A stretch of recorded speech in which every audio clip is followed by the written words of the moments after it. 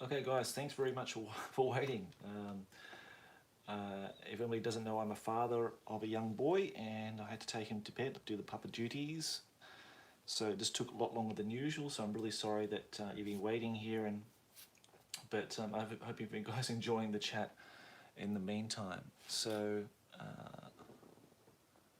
me just try to get a nice bit of a zoom there on the camera. And just let me know if, this is coming up nice and crystal clear on the video, guys. I hope this is going to work okay.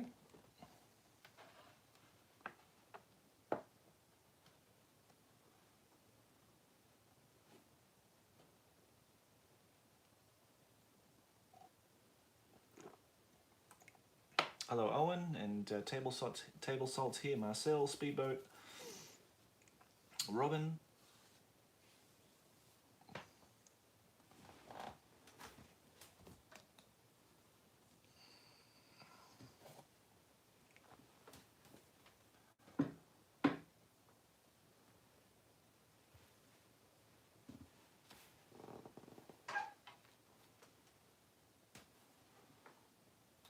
Okay, let's see what we got here.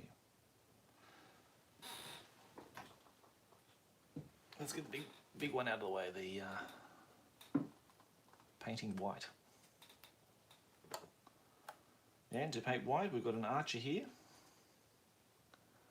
see if we can bring that under the camera. That pops up in a second.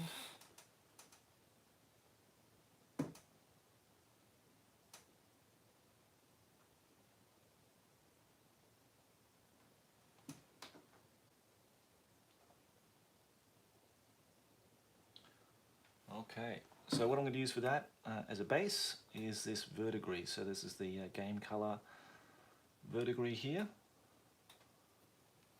Hey Ted, how you going, mate? Thanks for joining us. Looks good. Okay, great. Thanks, mate. That's good, Speedboat. I'm glad. I'm hoping this works out because I've been trying to get a good camera setup for doing painting, and it's just been so frustrating. And so if this works out well, that's great. I just can't get it over my shoulder, which is a really big shame. So I've got it on a certain angle, clipped onto the sideboard here. That well, it gives a much better view than before anyway.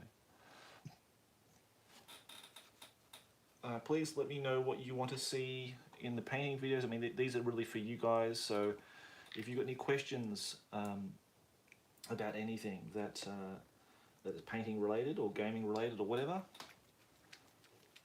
please let me know, because this is kind of your hour and a half or whatever that I can help, hopefully help you with your painting and that kind of stuff.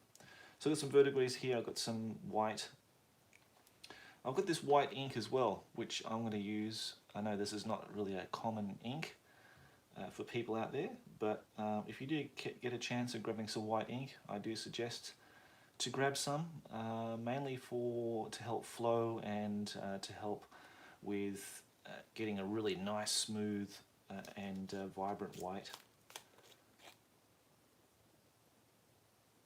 I'm going to add a little bit of a dab there. It's not that often that I use this stuff either, actually, but I thought, oh well, I've got it there. I might as well use it for the High Elves because I really want that really sharp, intense white when I do my High Elves. Painting white's a bit of a bugbear for everybody I know, and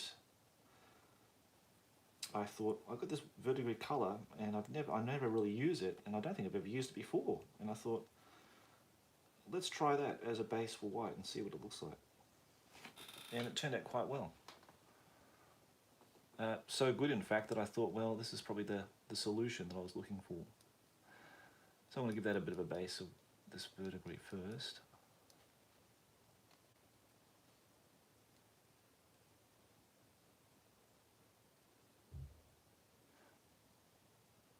Mine is vertical, not diagonal, but on the base. Myself. Okay, so it's on one side of the base because the other base of the archer will be on this side, so they don't butt their bows against each other's backs. It was quite difficult to get that sort of right in the beginning. In fact, it's not really that perfect. I may have to pull some bases off and rearrange them later if it doesn't suit, or when I do the other 20 arches in the future, then I will correct that.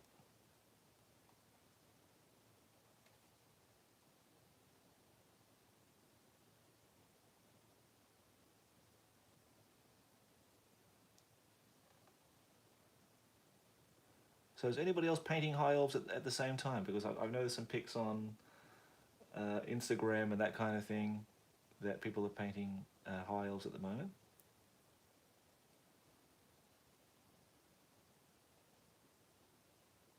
If so, that means these videos would be perfect for you, really, wouldn't they?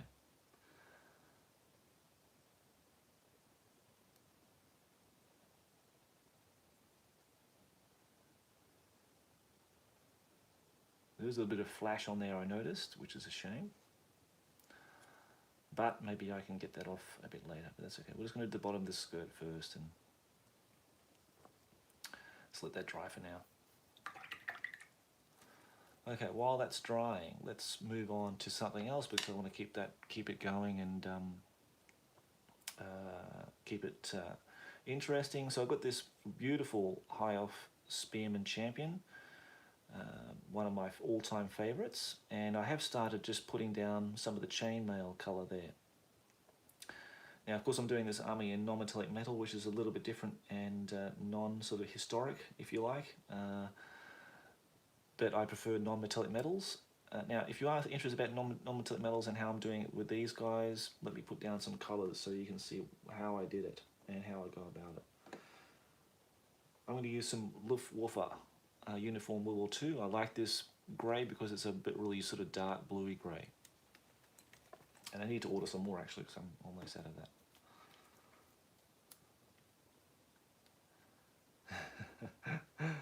Okay, so that's good, Marcel. Good to know. I don't know how many High Elf archers you need for the final battle for the Grudge of Drong, but I think once Jesse sends me the High Elves from New Zealand, I think maybe, and I hope, I'll have at least 60 all up.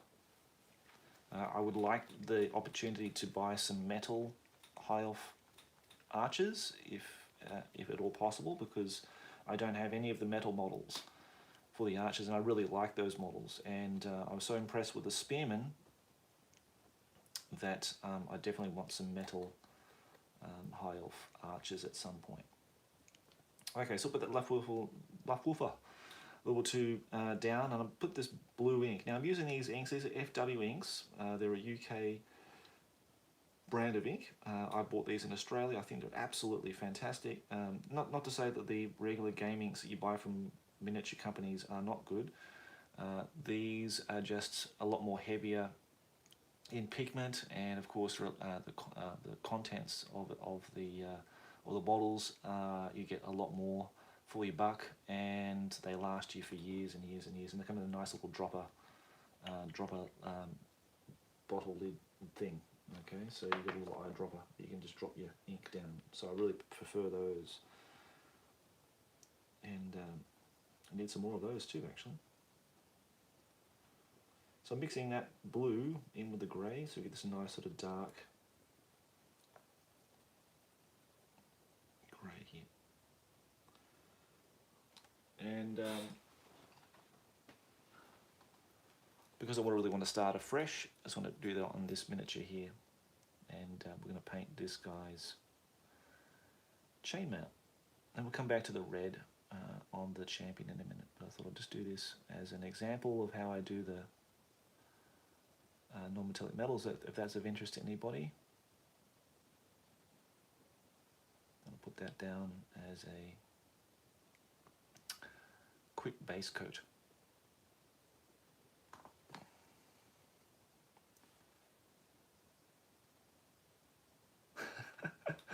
Yeah, I can understand, Marcel, you're a bit fed up with High Elves now after painting so many.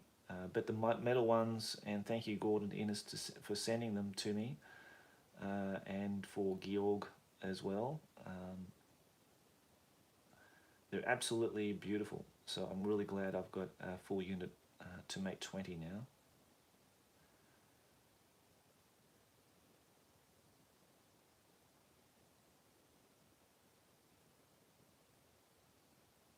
Because I thought that unit would be just unattainable for me, but yeah, I'm lucky to have it.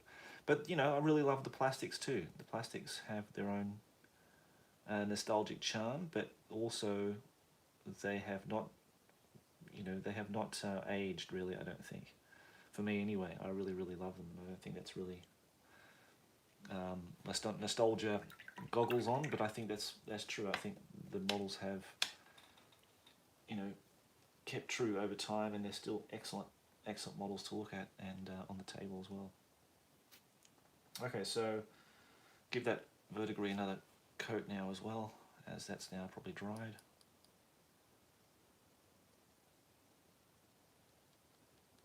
So it comes in a nice kind of like a greenish, very light green, which I think is as nice as a base. And this is one that I painted earlier too, by the way, to give you an example. That's one that I painted last Monday, or this Monday, wasn't it? Yeah, this Monday. I painted that up. Using this style, using the verdigris as the base, and I thought, wow, that'd come out really well. You know, I quite like the subtlety to that. I know the studio used like an elf grey with white, but I thought, oh, I want to just try something a little bit different. I find using just rather like sort of blackish greys, kind of a bit dull looking with white. So I think this looks just a bit better. I like more of a bluish or greenish kind of grey, or as a base. I've painted up so many High Elves now this week that I can't believe it. I've sort of astounded myself actually. I've got almost a full 20 spearman unit finished, and I'll have those finished hopefully by Monday, this coming Monday. So it'll be like a week in total. I was planning to do a banner today, but I'm going to do that tomorrow. I do have a banner to paint for the standard for the High Elf unit, so I'll make it a double for the High Elves this week.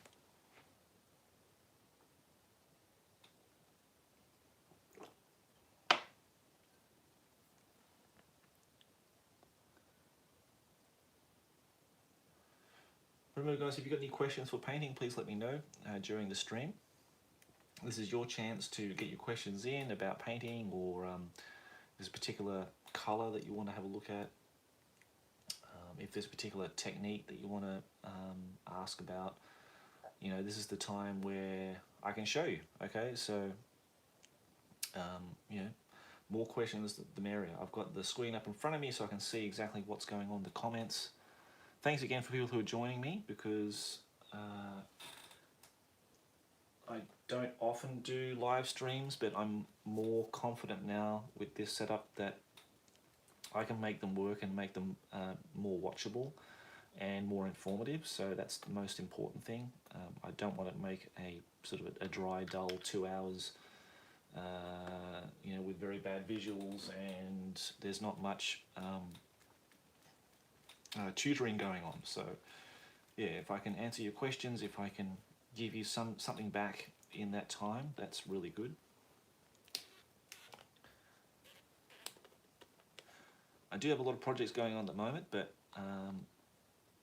Marcel's the one who swayed me off the 40k track, and I'm back on the High Elf track and getting this stuff done. I'm pretty confident that I can get this whole entire army finished by I'd say, I'm not going to say the end of the month, I'm going to say mid next month, and it'll be done. I do have a little special that I was thinking about doing, starting it today actually, if I can. A couple of things actually. I've got Eltharion. I did the video on assembling this in a video before.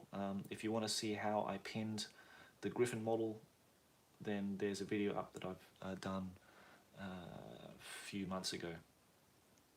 Probably more than that though, but you can see it in my videos there that yeah, putting this big boy together, so it's quite a large pinning job. If you want to see how to pin a large creature, a large monster, then that video might be of use to you. but I thought I might tackle Eltharion's gold armor as I don't know if we're going to do that today, but maybe that'd be nice as like a non-metallic metal armor tutorial on that, and see how I tackle that. But yeah, really looking forward to getting into him, because he is well, at the moment, the centerpiece. I think Imric will be the main centerpiece to my army in future though.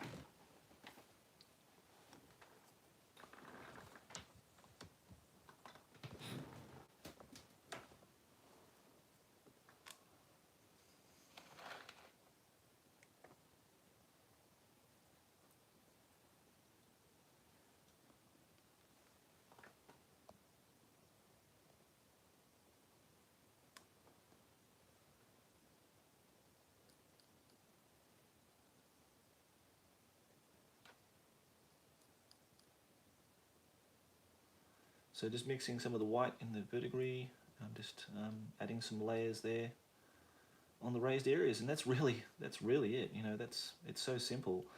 I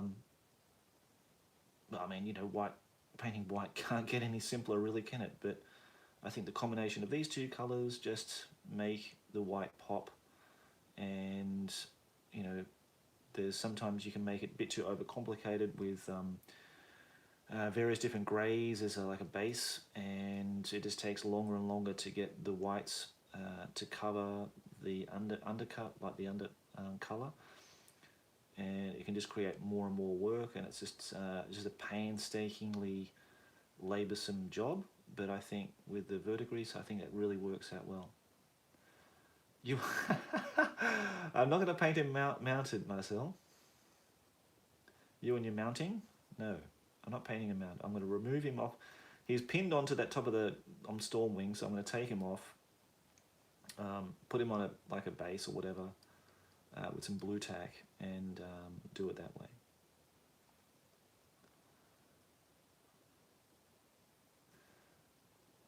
So this is my recipe for doing white. If you have your own recipe that you think is better than this, or you know, like an alternative, please let me know. But I just found, for me, this is probably just the easiest way to get a really nice clean white finish with a very slight undertone with the verdigris, and that's, you know, it just works for me.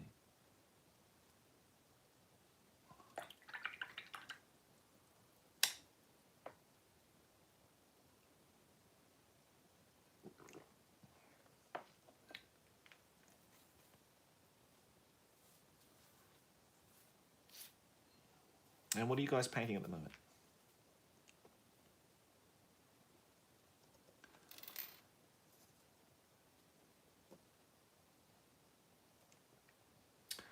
Okay, so for the armor, so we've given him the base coat of the Luftwaffe plus the blue ink, and it's got enough coverage on there. I should have done the helmet too. Bugger. Okay, so the helmet's of course metallic as well.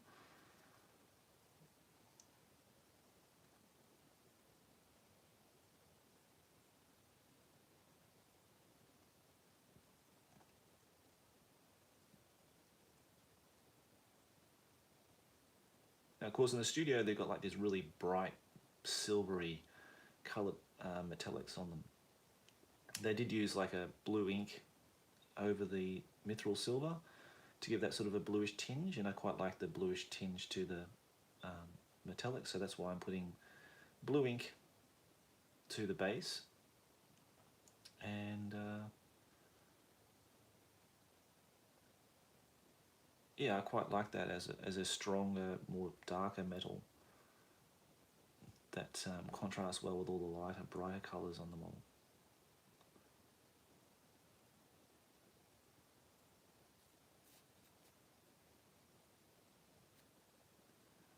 So Marcel's recipe is to use Vallejo white, pale white, wash. Okay, I've never heard of a pale white wash. And then white dry brush. Work for me, quick and dirty. Pale white wash. Okay, I need to inquire with you what the hell that is, because I've never heard of a pale white wash, whether that's a Citadel, new Citadel colour, or it's a Vallejo colour. I take it's a Vallejo colour.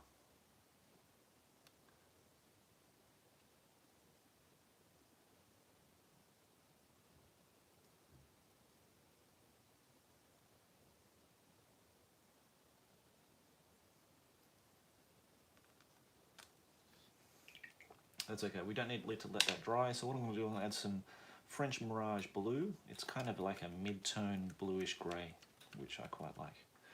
Speedboat says, not painting anything just now, but flocking some terrain pieces with Javis turf. Oh, that's good. Javis is the way, mate. If you want the Hero Hammer look, you can't go past the originals, and it's the best stuff. That's good, mate. Excellent. I think Speedboat sent me some pictures before of his marsh. I think he was doing, and from based on the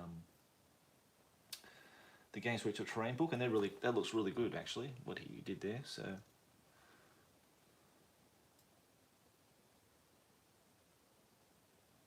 And just mixing that in and just sort of blending it in straight into the base coat. I like to keep the base coats nice and wet when I blend my colours through, as a general rule.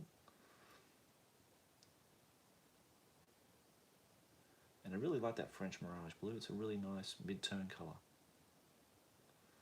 Now I think non-metallic metal is a bit controversial. I think some people really like them, some people absolutely hate them.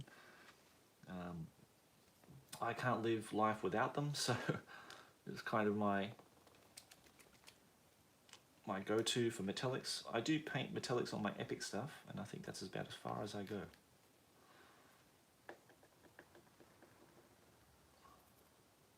And please tell me if the audio is coming through nice and clear, because the last video the audio was quite poor. And now, I just before I put that paint down, I just added some pale blue, some model color pale blue. I really like this particular lightish colored blue, and just added that to the palette. I've just added it to the French Mirage Blue, and that's going to be sort of like almost the final highlight to the non-metallic metal. I'm sort of just putting it at the top there. It really feels good to paint all these old models again, because that's how I sort of started in Warhammer with the 4th edition base set. Gave all the goblins to a mate of mine at high school. Never saw those again. I don't think he ever played Warhammer with me. They probably ended up in the bin or something. But yep, I certainly kept my High Elves. They were my choice, and I painted all the starter set models. And so this is really going back in time all those years ago, and reliving all those moments. Oh, that's good, Table, so that's good to know. And also, at that time when that's when I really started painting, white was a really challenging colour, so I opted not to paint white because it was just so frustrating. So I painted all the cloth parts in blue, because I looked at the front cover of the High Elf book, and they're all in blue and golds and that kind of thing. So I thought, oh, I'll just paint them in blue instead of white. And so it's more like a Lothran Seaguard army. That was my sort of concept behind it.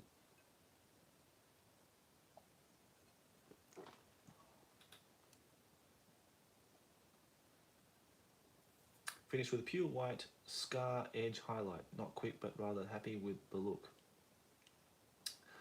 Yep, that's good too, mate. Yep, finished with a pure white, yep, scar edge highlight. Okay, yep, I think that works out well too.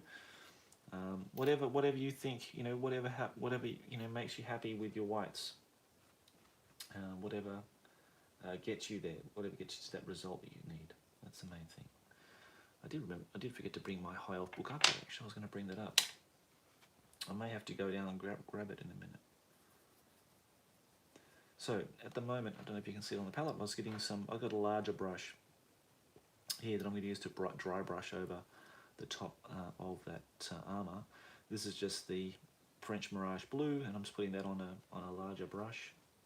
Just dabbing it off here, the excess paint on a bit of tissue, and that will just be lightly dry brushed. Well, not dry brush, it's like a wet brush. I don't like dry brushing miniatures, so it's wet still, but that's sort of just quickly. Now of course the plastic is quite soft, so it's not going to pick at every single little detail on there. And then I'll just grab some of that, what's it called again? Pale blue. Again, same thing, roll off the excess, and again, straight over the top of that. A bit of a wet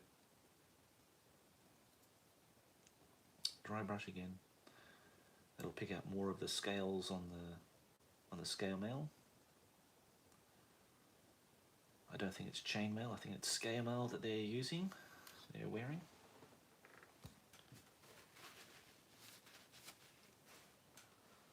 And then just a bit of white in there.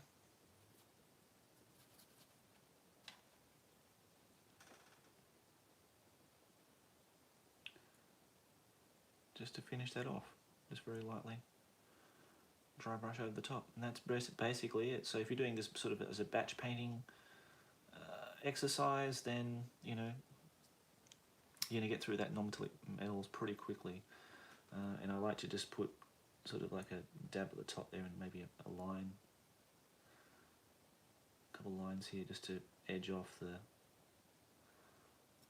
the helmet here to give it more definition, and a point of light where it hits the model, and that's it really. You know, I'm not putting an awful lot of time, to be honest, in the plastics.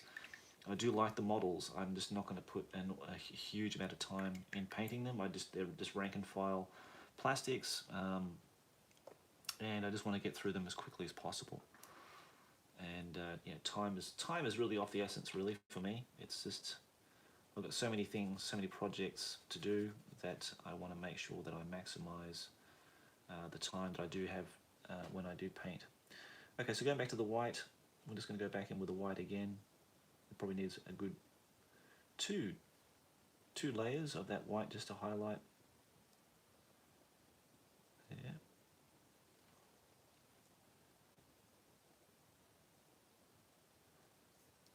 I don't know how well that's coming onto the camera. I mean, white probably wouldn't be the best color that would come up on camera, but yeah, really happy with that. That looks nice. Nice and clean.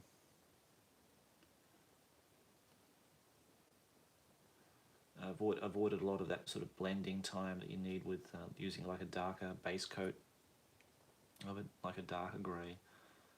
That just gets the job done nice and quick. I'm interested to see how that goes with like this recipe goes with like horses and that kind of thing. We've got like really big, you know, flat surfaces to paint on.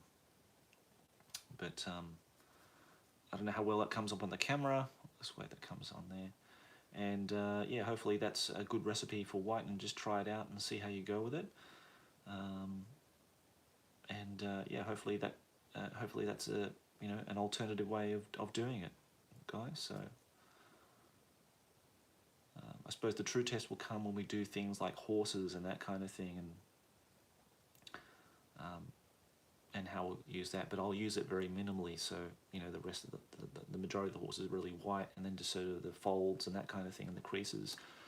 I do have this really nice model that I actually started painting, and I didn't realise that I've sort of put some flesh coats down on this elf, a really old 3rd edition one. It was come with a group lot of miniatures from Georg in Austria that he sent me, and this is a really nice model, and I'm really happy I've got this model actually, because I do like this particular sculpt. I've got a horse that I've sort of propped it on here. I've just got some blue tack on him. The horse needs a bit more extra work, and it needs another, needs the tail obviously, and another good hit with the white primer. But I'm using it as a prop for now. Okay, so we might get to do some flesh tones in a minute. Let's see how we go. Okay, now I've got this really cool looking standard bearer. I chose a red sword because I saw in the Army's book they have some of the command units have red swords, and I thought, oh, that's really nice, it looked really cool. So let's try to tackle red and see how we go with that.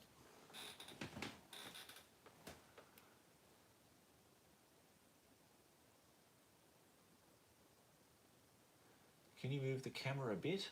Your hand is mostly in the perfect spot. Yeah, mate, I can move the camera around anywhere you like. So it's on a bit of a bendy boomstick out the back here, just on the side of me.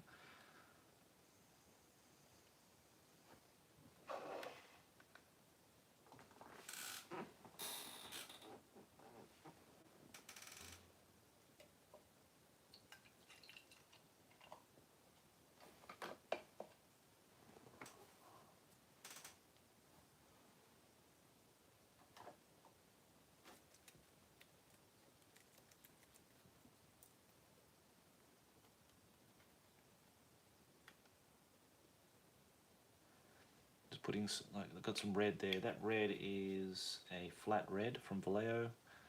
This is just a Model Air orange that I'm using. I prefer this one rather than just orange paint, or it's pretty much like an ink really. And I really like using this as a wash for when I do blending, or if I'm doing like kind of a tinting yellow and that kind of thing. Oh, yellow is another thing we need to do as well, isn't it?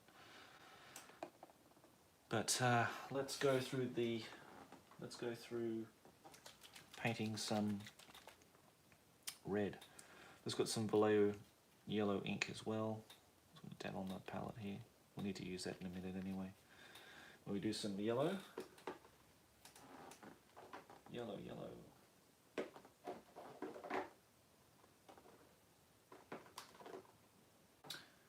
Yellow. We've got some moon yellow. Okay. I'm going to use that as a yellow today. Again, guys, if you have any questions, please put them through. We've had no questions so far, but maybe you've got no questions. That's okay. But this is the time to ask. And I'm going to put some ivory on my palette as well.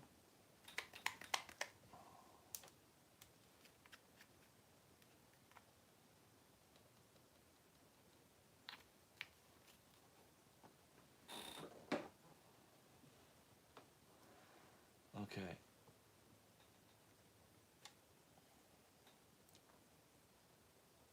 So I've got a bit of red paint here. We've got a bit of that.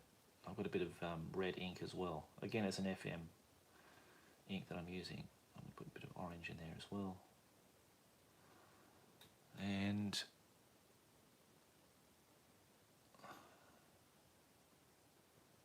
I've already given it a base coat, but I'm going to give it another coat as well. I think the hair on his helmet will be also red.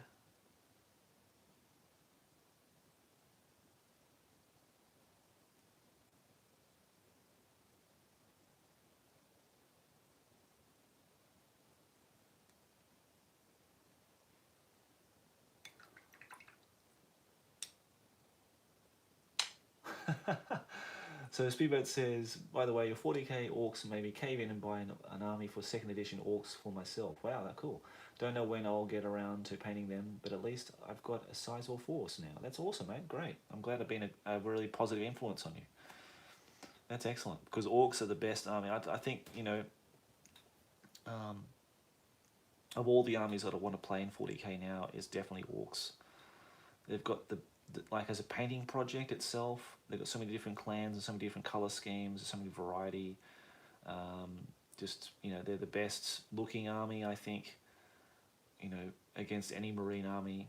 Even though I like some of the marine armies, but of course, I think painting wise, I think they just become very laboursome. And you know, how much red can you paint on a Blood Angel? How much blue can you paint on an Ultramarine? You know, orcs have just got all this variety to paint and all these crazy banners. And yeah, it's the best project I've ever undertaken, I think, and it's very far from finished. Like it's going to extend on as long as I can, with as many different kinds of units that I can add. Yeah, definitely, Marcel and Speedboat, you guys better meet and start playing, guys, because you both are in Germany. So definitely do that, guys. Yeah, I'd love to see that. Yes, that's got to happen. Yeah, and also you got to have like a Hero Hammer event in Germany. I reckon you'll get a few people there.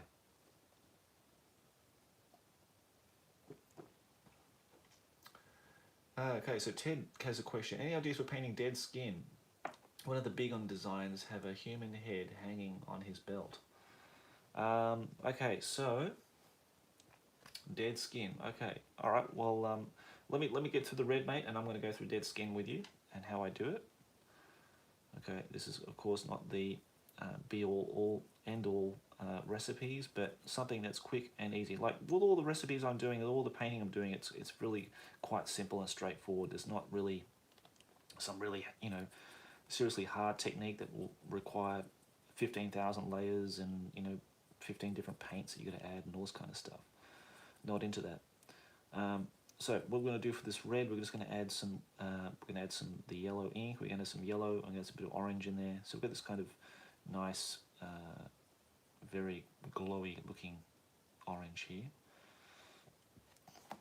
And I'm just going to put my glasses on so I can see.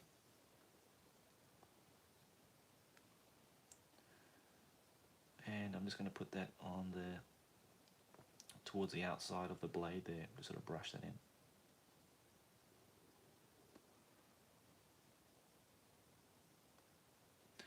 Just going to do one side of it. Ah, there's one colour I'm missing. Oh no, I can do that with this one, that's okay. I'm just going to add some ivory in there as well. I usually put some beige in there, the colour beige, but I'm just going to add some ivory.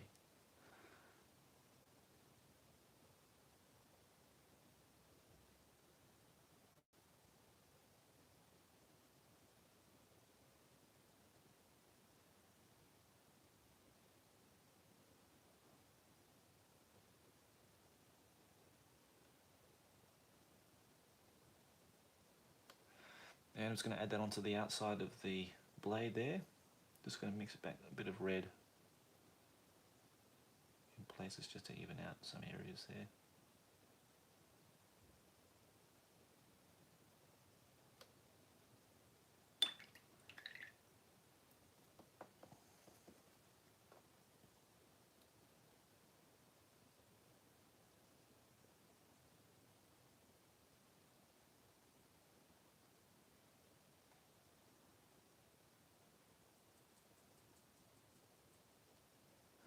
Just a bit more of the ivory.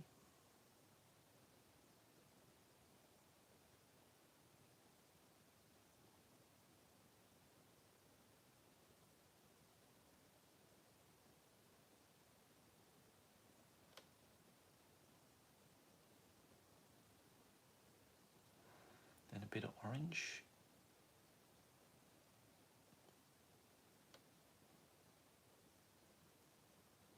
And a bit of red at the base.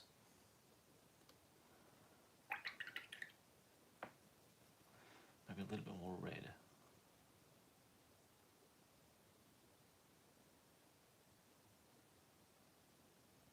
Yeah, I think that looks pretty good. It's kind of a red sword. I quite like the idea of red swords on the command units. I think that's quite cool. They've got one that's got like a sort of a goldy, bronzy look as well in the 4th edition. Only book that I want to try it as well as another alternative for the other command unit, but I think that's quite cool, sort of keeping in with the Codex colours. For the hair, to dry brush, I would just get probably this mixture here and sort of just put on a larger brush and wipe off the excess and sort of just lightly brush that over the top knot.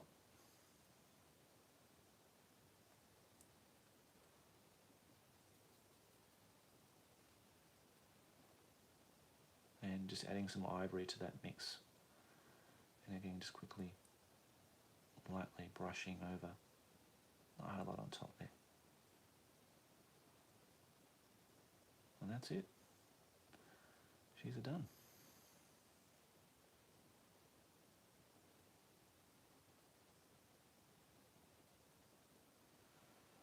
Okay, nice. Okay, we're ready to put that one away. And dead flesh. Okay, Ted, here we go, mate. I'm just wondering what I have got. Okay, as a recipe, I would use dead flesh. So, this is the game color dead flesh color. That's a really good one. I would use that and some purple. There's no label on that bottle anymore, but that's I think it's royal purple, I think.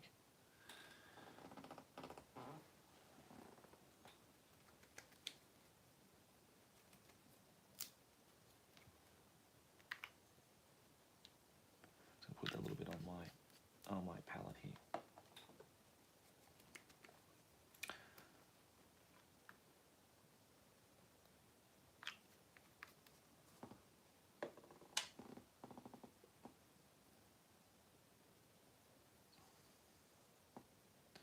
And I find when you mix those two colours together, you've got this really sickly looking purplishly greenish colour, and I'd like that as a base to dead flesh.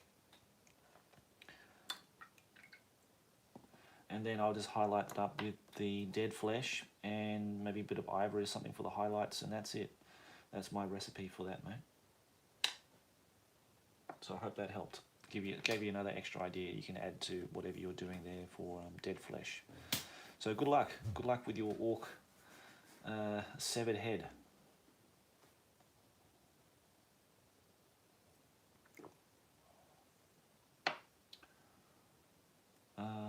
Okay, well let's paint the red on this guy too while we're at it, and on his headpiece.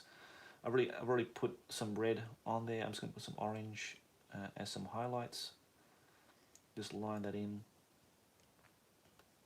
Such a great model, this. I luckily have two because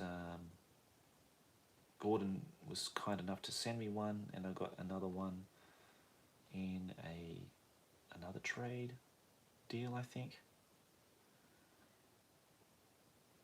Can't remember, but yeah, I've got two, so they're both with a Spearman unit, I think.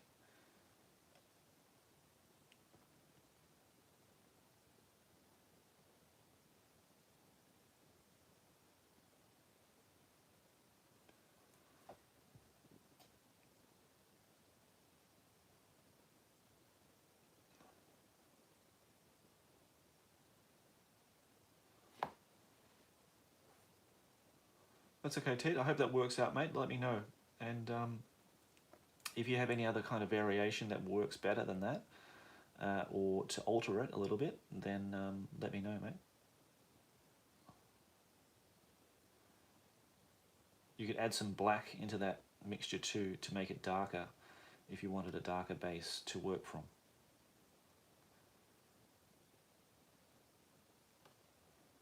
Just adding some ivory in that mix and just going to highlight these very quickly.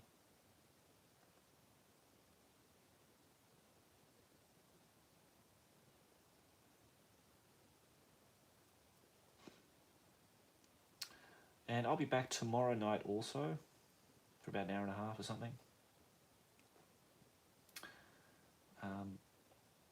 As I do want to keep it sort of like every Saturday and Sunday. I was going to on a Sunday, sorry, but I think I might do 2 nights.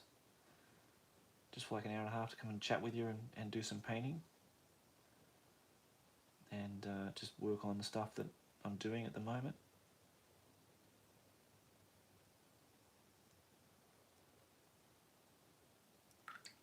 For as long as, you know, I want to do it and people are interested in watching it or whatever.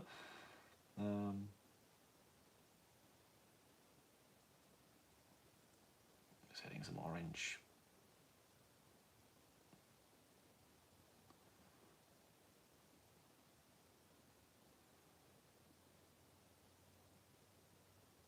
Okay, good question, Speedboat. What was your recipe for the yellow on your Bad Moon Orcs? The recipe was Bad Moon. Is it Bad Moon Yellow? I think they called it something else. Moon Yellow, which is that yellow there. Yellow ink and the orange Vallejo airbrush color. It's just called orange. Okay, so that's that one there. I use that with yellow ink and the moon yellow. And ivory, and that's it. They were the 3 colors. So so I would just have, you know, as a base, like over the white primer, I'd have like the moon yellow with ink, mix it in like that, and a touch of orange. Okay, and then use that as a base coat to the armor, and then just add, when it's dry, and you put like two layers of that on there. Just add ivory to it to get some highlights around the edges and that kind of thing, and that's it. And add a really thin wash of the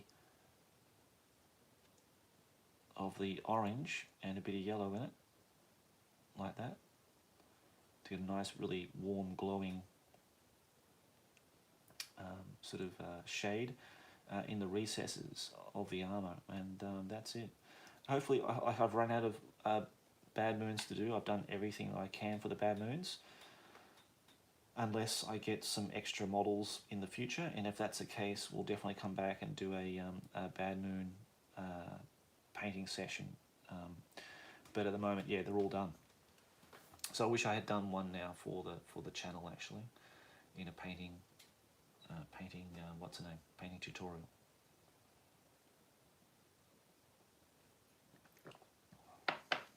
Okay, so our elf looks pretty good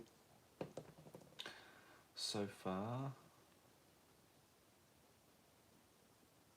Just add a bit more orange in there. I like really lots of oranges and yellows too. So I put a bit more yellow on the real sort of highlights there on the helmet. I think that looks pretty good for now. Thanks for the recipe. Have an old pot of Citadel Bad Moon yellow. Oh, that's even better. But that's a horrible paint. I only use it for mixing yellow because it's so translucent. Yeah, well, all the yellows are. You're never going to get around that. Check out the Vallejo range because they might have a heavy yellow, because they have this heavy color ranges. Like this is like a heavy brown. They've got like heavy gold brown and all that kind of thing. I don't know if they've got a heavy yellow. They could have one. I'm not sure. I don't think so though. Or maybe there's another brand. But I think the moon yellow for me is pretty good. I mean, it's fairly, it's fairly opaque. If you look at the texture of that paint. And I think, again, I think Vallejo has the best range of paints on the market, hands down.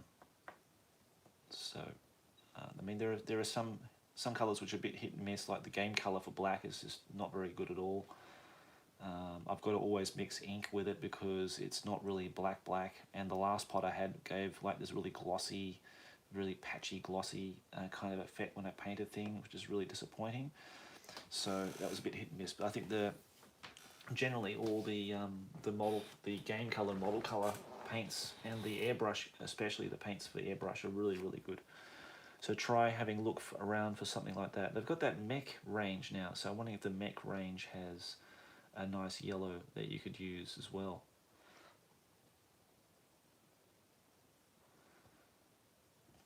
Now, yellow. That's well, you can do a bit of yellow in here actually, because I just thinking about that. And of course, we do have yellow that they've painted on like a sash that goes around the High Elves waist, and there's a strap that goes around them.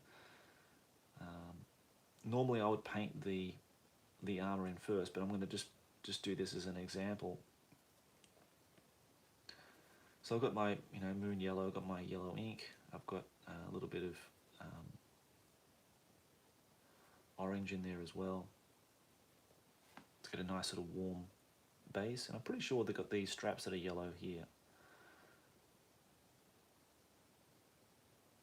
I wasn't too sure looking at the photographs, but then I thought, oh yeah, I think they are all yellow. I thought maybe this, I thought this was like a metallic plate that goes around his waist, like a piece of armor, but looking at the photos, looks like they're all in yellow. So, and the bag is kind of like a beigey colour, so it's a weird choice. But I saw some photos of the battle report in the High Elf book, and yeah, they're all beige. Okay, so I'm going to put that down as a base for the yellow there.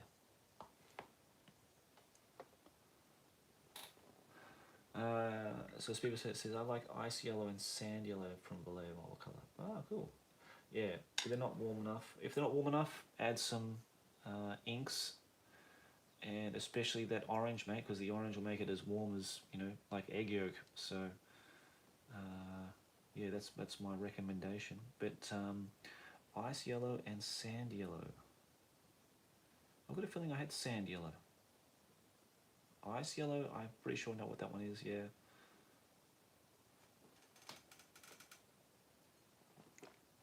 Usually I have a chart in front of me with all the Vallejo colours, but I don't have it up here at the moment.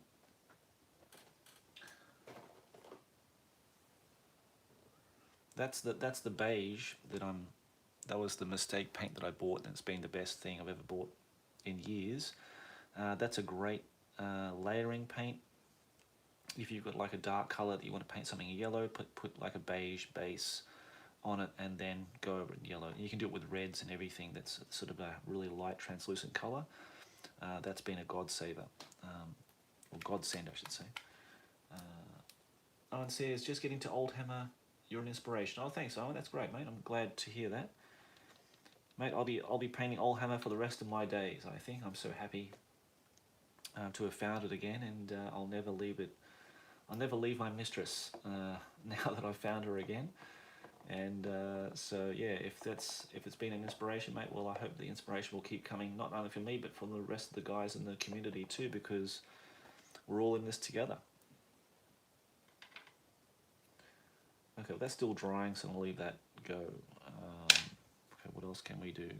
Okay, let's do some flesh maybe on the elf mage, because I'd like to see this painted as well. And what I might do, because that was such a long time ago that I painted that flesh, I'm going to put another base coat down. This is the elfic flesh, if I can pronounce that right. Elfic flesh from Game Color, and I thought I'd just grab this one because I thought this was an interesting color, and as I was purchasing some paints the other day, so I might use that as a base, because well, we're painting elves, and let's give that a shot. It's going to be really nice and light coloured. I usually use this as like a base colour. And I've already got maybe like a sunny skin tone base colour on this one, I think, at the moment. But I might just go straight over that with the Elfic Flesh, just as an experiment to see what it looks like, because I painted the other guys with a sunny skin tone first, and then went over it with a wash, and then with this Elfic Flesh as a highlight. But I just want to see what it looks like just as a base coat.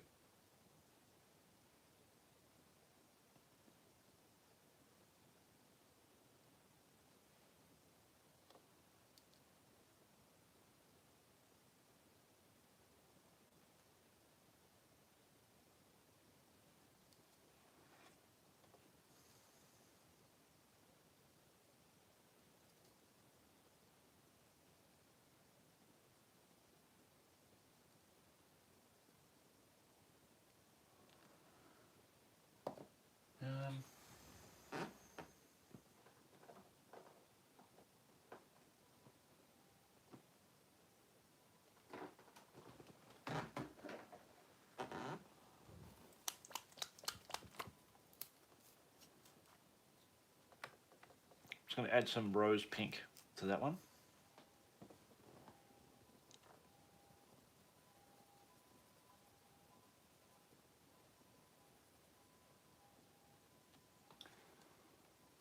And just try that.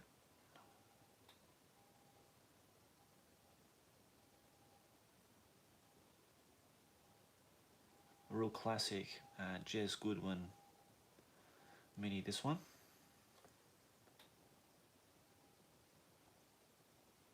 And Georg, if you're watching, mate, I've got your Dark Elf here. I'm going to finish painting that and send your Bull Centaur Chaos Dwarf back to you, hopefully by the end of this month. I think EMS have now finally opened up again, so thank goodness. I've sent Jesse's Chaos Army back. He received it within a 7-day turnaround. I sent it last Friday and you got it yesterday, so I was really happy with that. So it looks like they've finally opened up the EMS service again at the post office, which means that I can safely deliver large, expensive, parcels to people again. But I need to check your country, because certain countries, they won't allow me to send stuff, as per usual.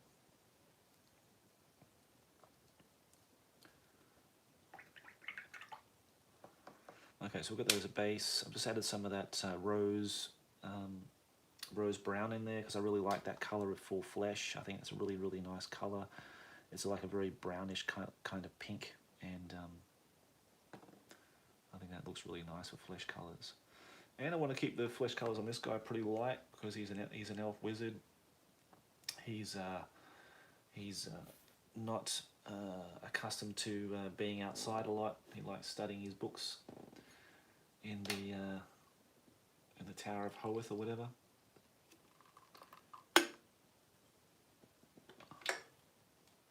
And I've been reading some of the back material, like the 4th edition book about the Phoenix Kings. And is it Anarion, the first Phoenix King? He was quite kick-ass. And I thought that it was a great story too, but I thought that it was interesting to see how they've taken the Rogue Trader, Eldar, the Avatar fluff, and they've sort of interwoven it into the fantasy lore as well. Because he carries a sword of Cain, and I think the Avatar carries a sword of Cain as well, and he's like, immune to fire because of his armor, and of course the Avatar is the living embodiment of a fire demon almost. And I thought it was quite cool that they've sort of taken the lore from Rogue Trader and then just put it straight into fantasy with Anarion's character. And I can't wait to paint Tyrion because it's one of my all-time favourite models. So I'm just going straight over there with the elfic flesh, straight over the top.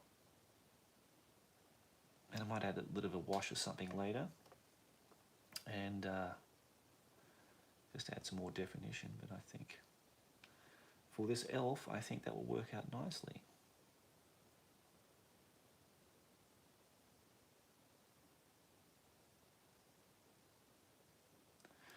Mind you, he looks a bit more undead, doesn't he?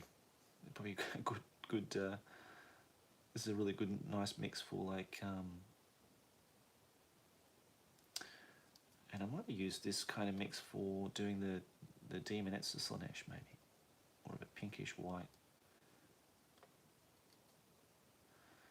Maybe this wizard is on the verge of, or maybe he's one of the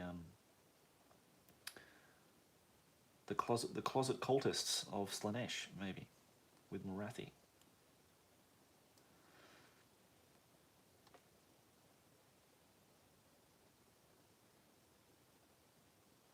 Yeah, but Dark Elves are dicks, and they started the war between the dwarves and the elves, which really sucks. They broke the they gave all this disharmony in the old world, and they started all these wars between the High Elves and the dwarves. So yeah, I hate Dark Elves. It's one of the armies I'm definitely never going to paint because I just don't like the look of them anyway. I think the Witch King's a really cool idea. Like he's like the badass sort of Darth Vader of the Warhammer world, but yeah, no, they just don't do much for me. Even the 3rd edition models, even those really old Marauder Dark Elves, which are really nice.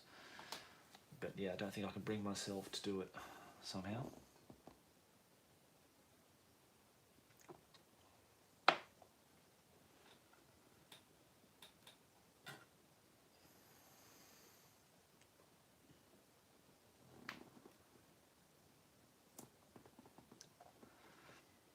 And if this isn't the best looking chariot in Warhammer, I don't know what is. It's my favourite chariot of all time. And this Tyrion, I don't know if he's, I used this in a game when I played, who was it again? It was Casper, yeah, from the Flail of Skulls podcast, and he wanted to use one of these dwarf army as an ally.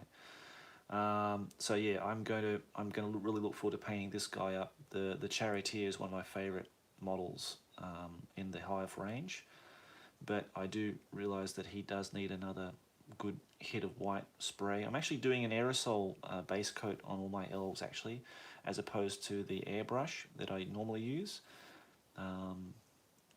because I really wanted a really intense white, and the aerosols do it much better than the airbrush one does.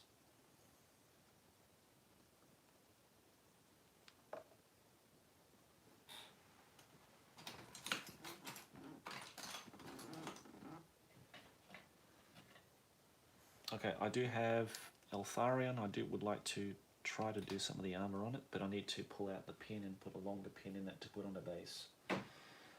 So bear with me, guys, as I do that. Ah, Gordon's here. How you going, mate? Yeah, love that chariot. I hope to see you paint yours, mate, because your High Elf army looks absolutely amazing, man. It's been an inspiration to me looking at your stuff. I mean, your silver helms, I think, are the best painted silver helm unit I've seen outside of the studio colour ones, like the studio painted ones. So yeah, if no one's seen Gordon's High Elf stuff, go and look at the Call of the Crown challenge, because Gordon sadly had to pull out of it due to life circumstances. But yeah, his High Elf army looks absolutely amazing. So Marcel's too, of course. I won't forget Marcel.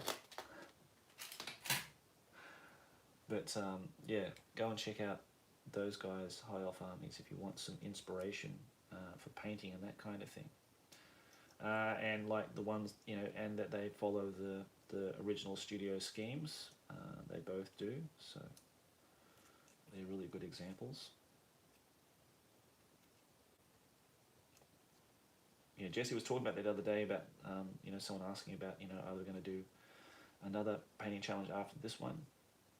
Looks like we are going to do it, and Jesse's keen to do it. I'm leaving it all in Jesse's hands because I think he's doing a great job and much better than I can do, and I think he's keen to do it. As to when, I think it's going to be a 6-month break after this one's finished. Now, where's my glue? Here it is. Good on you, mate. Get onto your brushes, and I'm glad to see you painting, mate, and settling down for the weekend. That's excellent. And even if people pull out of the challenge, it doesn't really matter. I pulled out of the challenge too, but it didn't stop me painting. And I wasn't eligible to win any prizes anyway. It's just like, you know, it's just nice to be part of something that motivates you to do some painting, you know. Kicking goals and getting stuff done, achieving life goals. And that's what's helped a lot of people like Ted as well. You know, getting his Chaos Dwarf army painted. Marcel actually painting an army. And for a lot of the other guys too.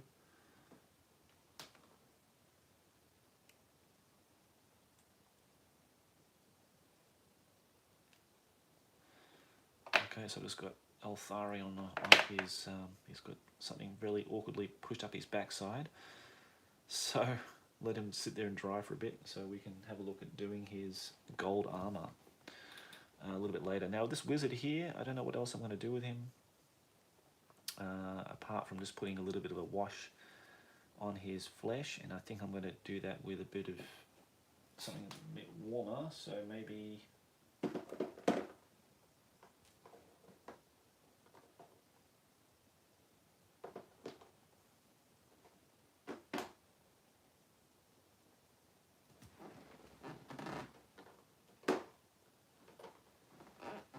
might use red. This is Vallejo called. This is a Vallejo color called red.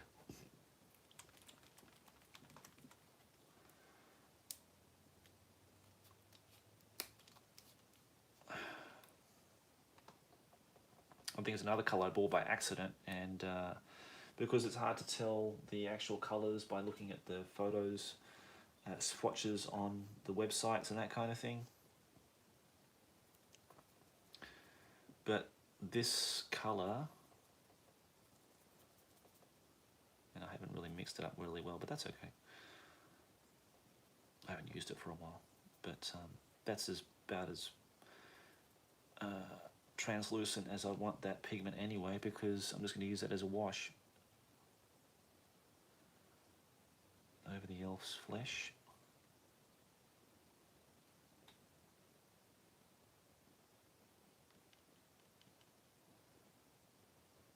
Just give a bit more life to his skin.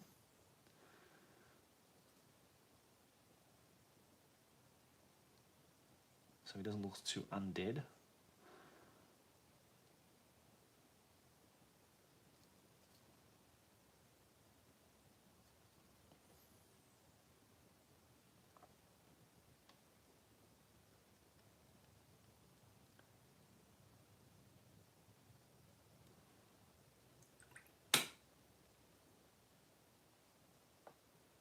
Okay, thanks Marcel, and I might catch you later in the painted chat on our Discord. We have a Discord, guys, if you don't realise that we have one set up. It's a great place for people to connect as a social networking site, but it does come with it doesn't come with all the baggage that a lot of other networking sites come with. It's basically just a friendly community website where people can connect and share pictures and get in the paint and chat session so they can actually talk to people. So if that's something for you, go to my banner and you'll see a link there for Discord on my front banner on my YouTube page. Okay, so I quite like that red, how it's done that, so that's quite good, and I think that's pretty much done. Apart from putting the eyes in and that kind of thing on him, I think he's pretty good as is. So let's put him to the side for now. Let's have a look at the big boy. I've got to paint this guy up as part of my Morgthrond Pass scenario, and I'm really looking forward to cracking this guy and start painting him. I know Gordon's already painted his up already, and Marcel has done his, so it's about time that I start mine. So we're going to do the gold armor. Of course, it's going to be in non-metallic metal, and to do that, everything's all primed with white, of course. As you can see, everything in my army is primed white because it just allows me to get those nice bright light colors, and I don't need to put an enormous amount of layers upon layers on if it's a dark primer. So the white allows me just to put really nice thin coats down in small quantities. I'm just going to just chop his little rod down a little bit to make it easier. So to do that, I'm going to use, I think I might use heavy ochre. That's one of those heavy colours that we talked about before. Dan, hey, how you going, mate? Good to see you here. Yeah, it's good to see you live here, mate. Amazing. So I'm going to put that down. I've sort of put a lot of colours on my palette now already, but hopefully it's not going to be too confusing. And please let me know if I'm not in shot or whatever as I'm going, and if you want to see something there. But I'm going to put a lot of water in this and really thin it out. It's really nice and thin, but as you can see, it's a really nice gold and yellow colour, this heavy ochre. I really like this colour actually. It's another recent purchase. Normally I would use heavy gold brown, but I quite like the heavy ochre. Yeah, I really like it as a colour for gold actually. So let's see.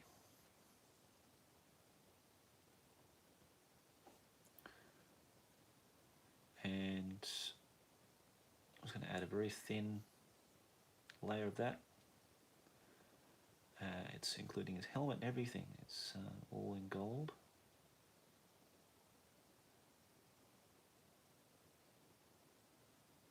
All these details are in gold as well. Of course, Mike, when he painted, he used gold, metallic gold paints, which look really nice too, actually. I don't know if they're in gold. I'm not sure. I don't know if the chainmail is on gold or not. And again, I left my book downstairs in my work bag, so I can't just have a quick look at it. Gordon, can you tell me if the chainmail on the Eltharion is in gold or is it in silver, mate? I've got a feeling it's in silver, but I'm not sure.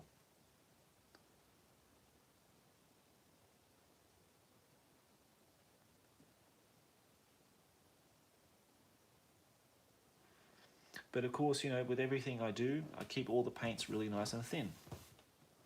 Thin them out, give it a couple of coats, not one big thick coat. It will really help your painting and keep the detail on the miniatures too, which is most important.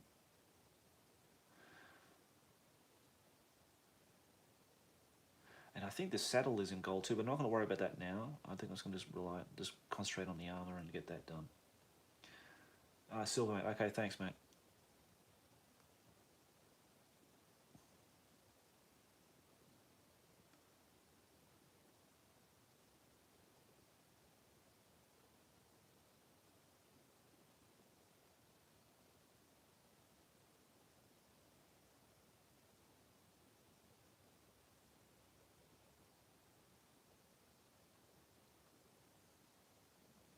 Okay, I'll let that dry for now. I don't think there are any other bits here because that's all. That's his glove. I think that's chainmail. So I think they're the only armor bits, and I think the saddle's going to be a different color, but I'll come back to that later anyway. So yeah, there's a very nice thin layer of that heavy ochre, which gives a nice golden color. But we need to put another coat on that when it's dry. Let's go back to our yellow because the yellow is still here. It has now dried. Has it dried? I think it might be still wet. My God. Yeah, it looks like it's still bloody wet. I can't believe that. That was ages ago when I did that. Okay, so I'm just going to add, basically, might add some beige and some ivory together. And I hope that's not wet because that'd be really painful if it is. And just use that as a highlight, just going over the edging. Pretty much like I did the Bad Moons, you know, it's very similar. If there was elements where it looked too whitish or whatever, I would tone it down with some yellow over the top, either with a wash usually.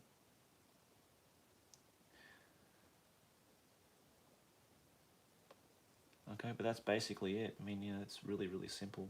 Again, I really try to keep things simple. I don't want to overcomplicate things.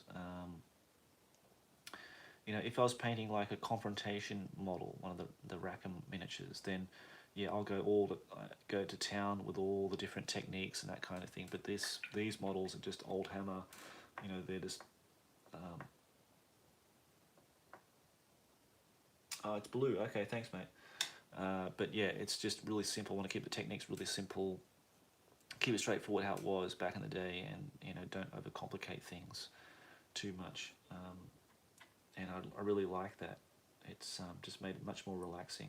But I do really enjoy painting the confrontation stuff too, because you know, it's just a totally different beast altogether. You know, and I really enjoy doing that. All those kind of really weird and wonderful color schemes and techniques that those amazing French painters use on their miniatures. And I've got all my pirates out for that as well, that I would like to paint at some point. And get my entire Goblin Pirate band all together, with Drifter and Captain Krill and all these merry sailors. They're such great models. For some reason that yellow hasn't dried, and I can't believe it. I don't know why. It's taken so long to dry. But I thought I'd just add while I'm doing it, I'm going to add, because I'm going to try to paint these guys all next week.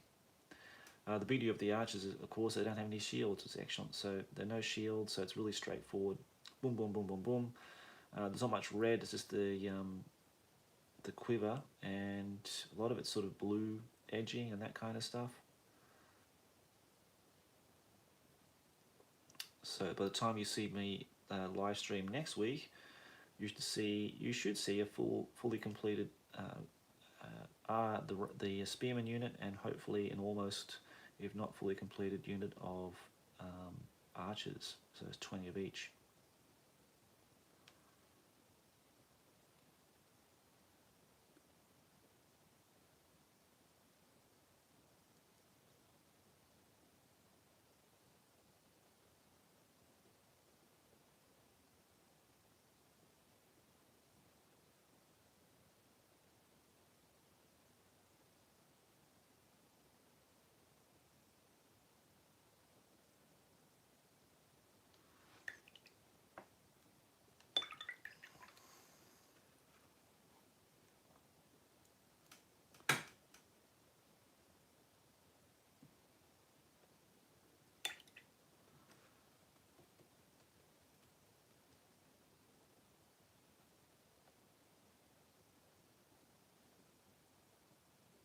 course, I just got some of the blue on the yellow, which is contaminated a little bit, so I need to just touch that up a little bit. I need to go back and check that in a minute. But that's basically the yellow. I mean, it's not best. It's not the best example with such a small amount of space to paint on. But you get the idea. That's the basic recipe. Just moon yellow ink and yellow ink, orange ink if you have it. If not, just some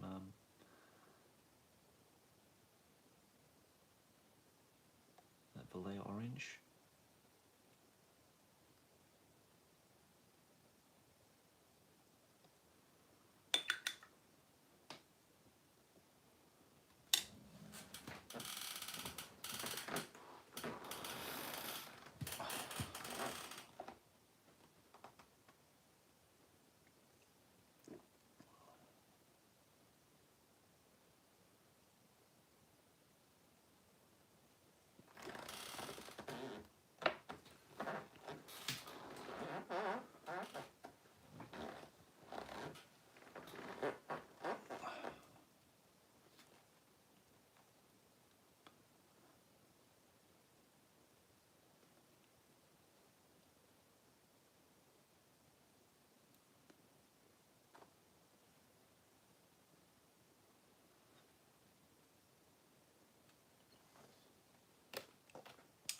Let's attempt to do that yellow again, because I wasn't really happy with that one, and I think it looks pretty bloody awful.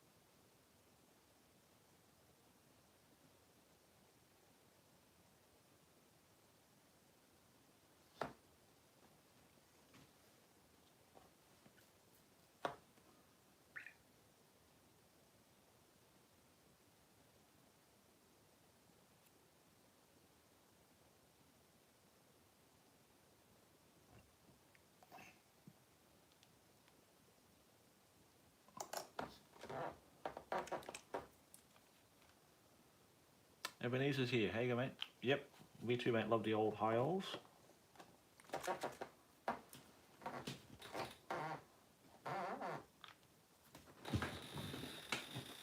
In fact, my whole army will consist of all the 4th edition ones.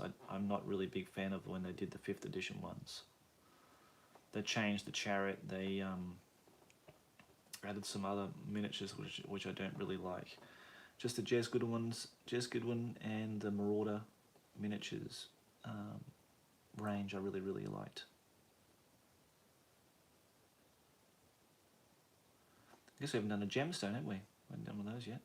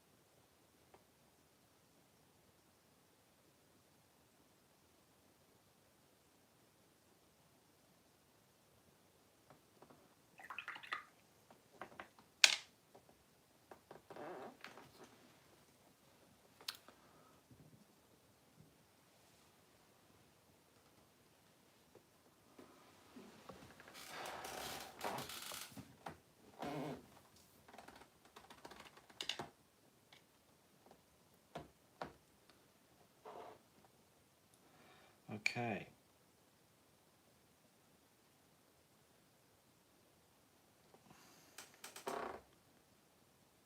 Sorry for the noises. My chair rubbing underneath this table. It's not really the right height for the table, so it's going to make a lot of rubbing noises and that kind of thing. if that's coming through on the stream.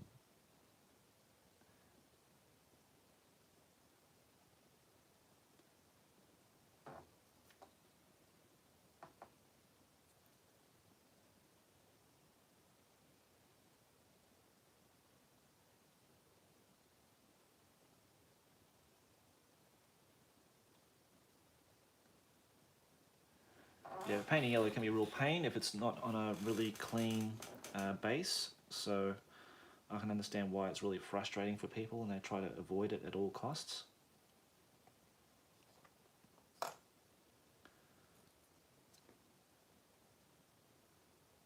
Yeah, me too, mate, yeah. That is probably Eltharion that you're talking about. That's this dude here.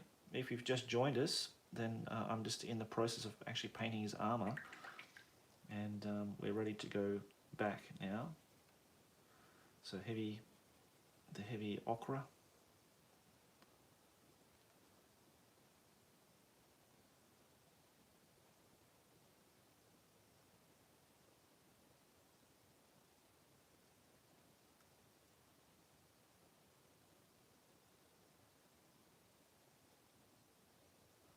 Yeah, and this guy I will spend a lot of time on, making sure that he looks as good as I can get it.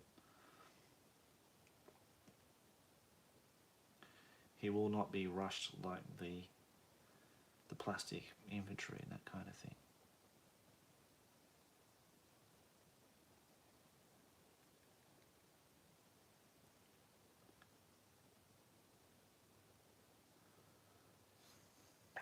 Okay, and I'm going to just go in because now Gordon's told me that armor, the chainmail is in that sort of blue colour, so I'm going to just go ahead and I'm going to just put that in so we've got a nice strong definition between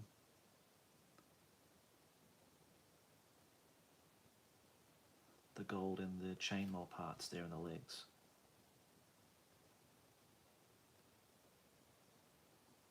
Again, guys, if you've got any questions for me, please let me know.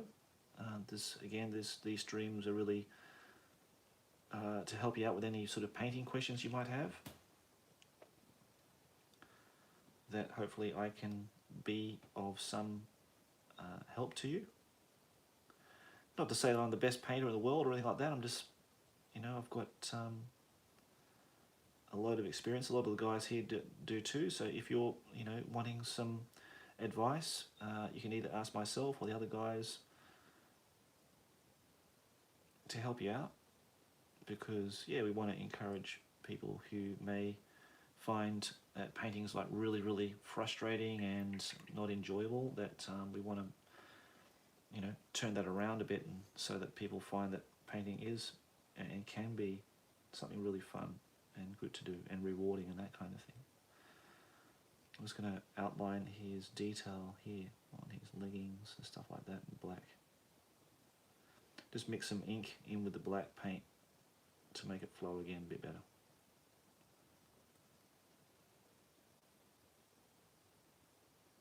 I mean, this guy could be like an entire, weekly stream in itself, couldn't it?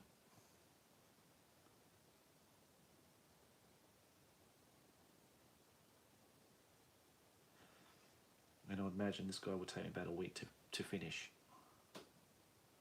Oh, cool.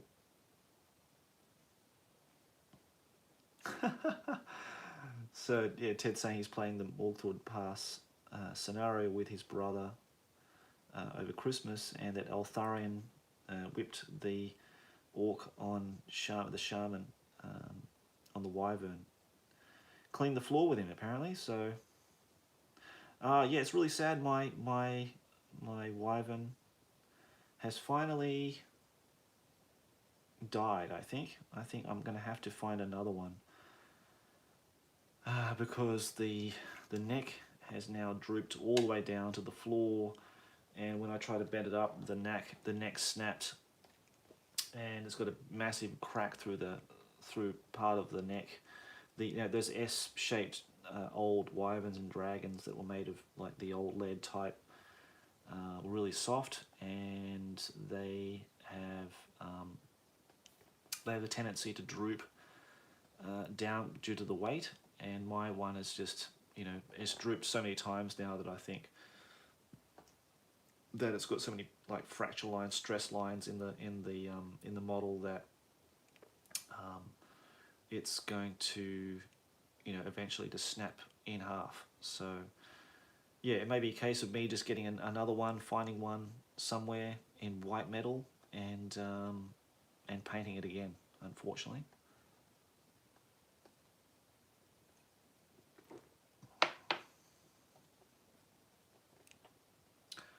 Okay, now we've got that armor down.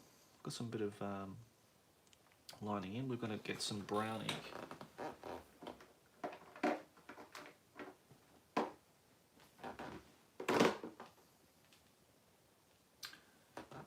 I can find it, here it is. Just some brown sepia ink. Just going to chuck that on the palette.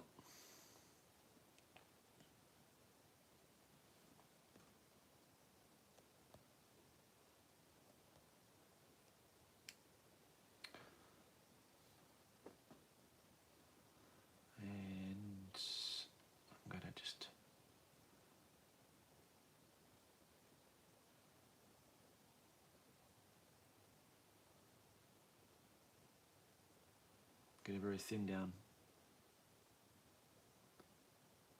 bit of that and put it straight over the now dried heavy ochre to give a nice warm look to the armor. But man, yeah, I can't wait to paint all the other characters too. Like Tyrion's my favourite, and I don't think I ever painted him back in the day. I think I had the model, but I was too intimidated by the model, and yeah, it's never got around to painting it.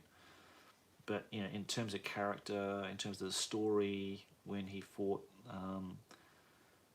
there's a final battle between, you know, the High Elves and the Dark Elves, and he had that challenge with the assassin and all that kind of thing, and you learn how he got all these magic items like the heart from the Everqueen, and he's got an Arian's armor and all that kind of stuff. Yeah, I think as a model he's just so cool, and looking at, you know, Mike McVeigh's paint jobs, it's going to be like really challenging to get anywhere near the kind of, you know, like the freehand alone.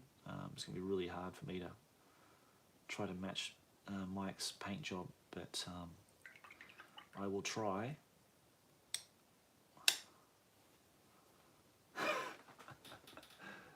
Oh wow, okay.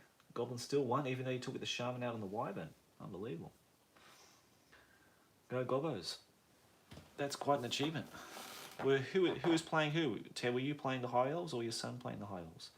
I'd imagine you being a Goblin player.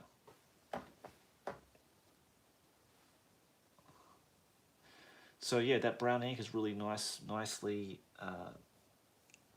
warmed up that yellow, and once that's dry, we're going to do some highlighting on that armor with some ivory. Now, while that's drying, how about we attempt to do his headpiece? So I'm going to use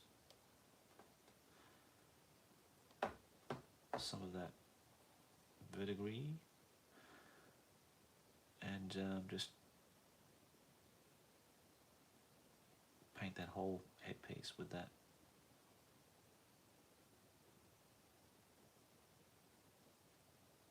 Because this is going to be like just white and blue.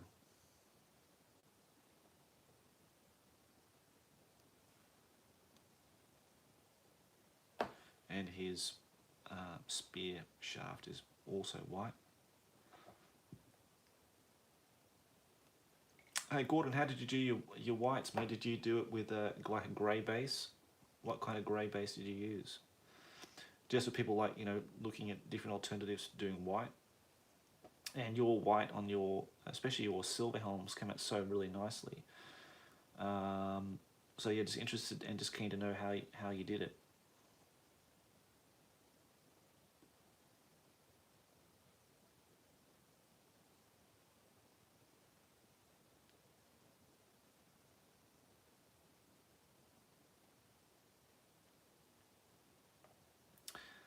And also thinking today, I don't think I've ever painted so much plastic in my life, apart from, you know, when I first got my 4th edition set. I don't think I've painted this much plastic in years for my High Elves.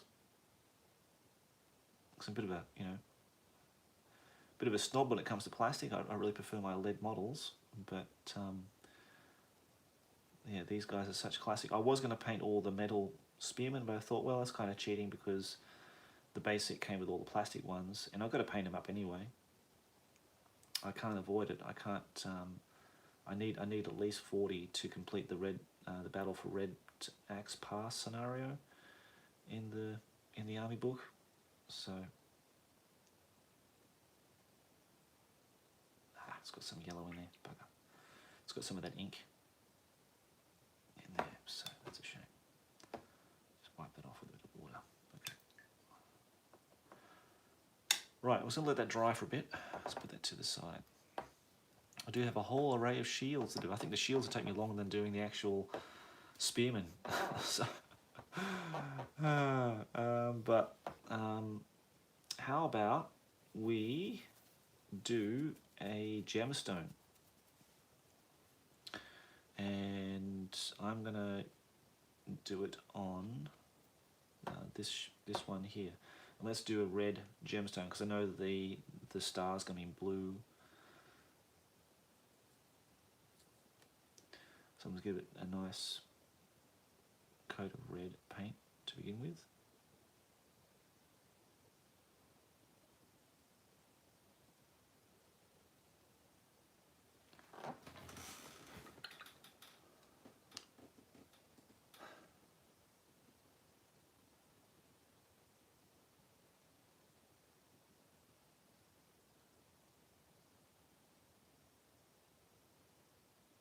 Yeah, shame with the Wyvern, but you know, I bought it, you know, years and years and years ago in Australia, and it was like the original one, like it's the original lead ones. And at the studio, yeah, they brought them down, and they, you know, they were all doing the same thing.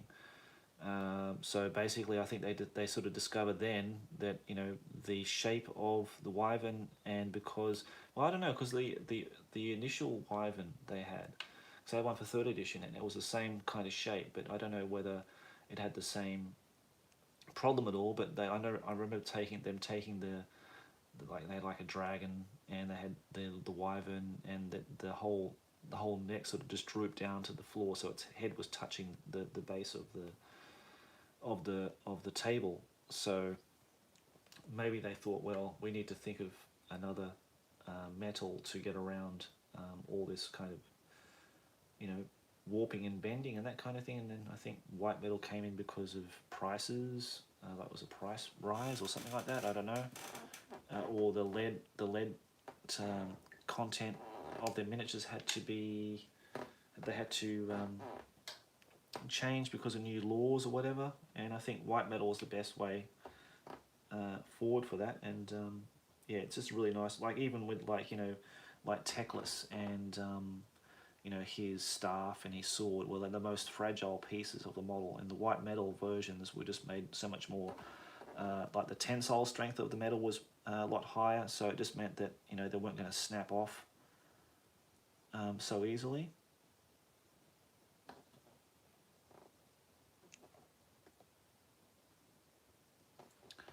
So adding a bit of black.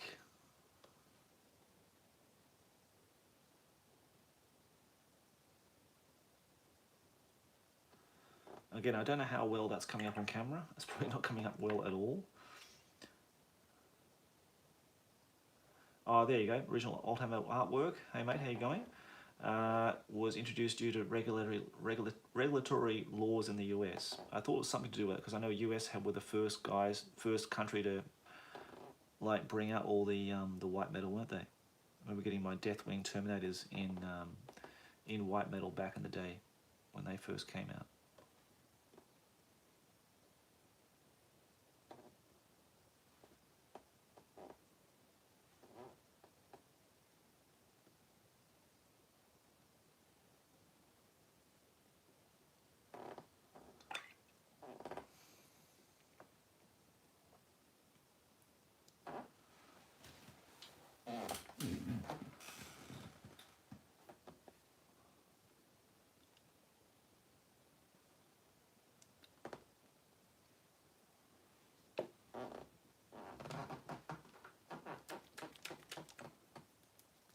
the blue base, I'm just going to use some of this stuff.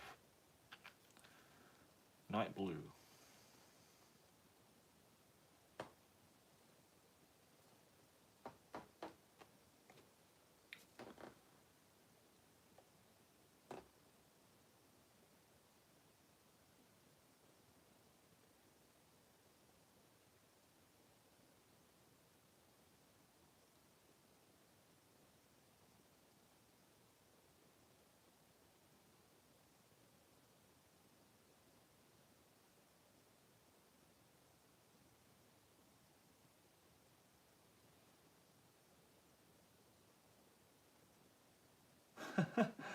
Okay, mate.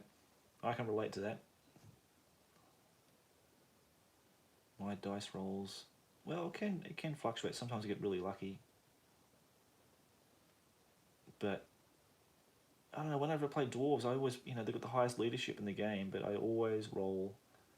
I need a 10 and I roll 11. It happened in that in the game I played with who was it again? Might have been Davide when I played the Battle of Iron Peak. And was it? No, was it?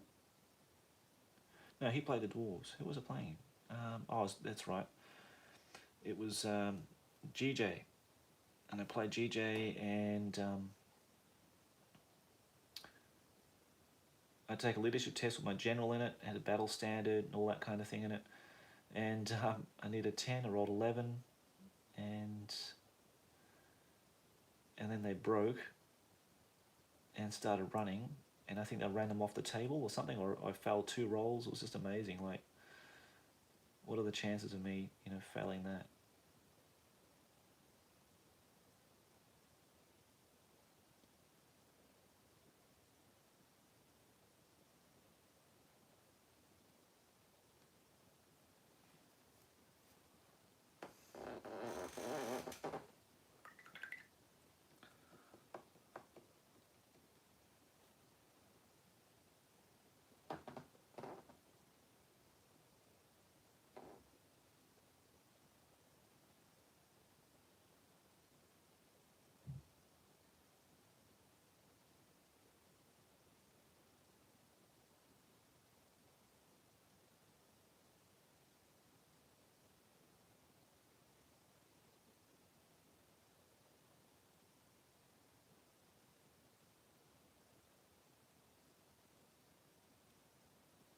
I've got a Shadow Warrior here too, actually.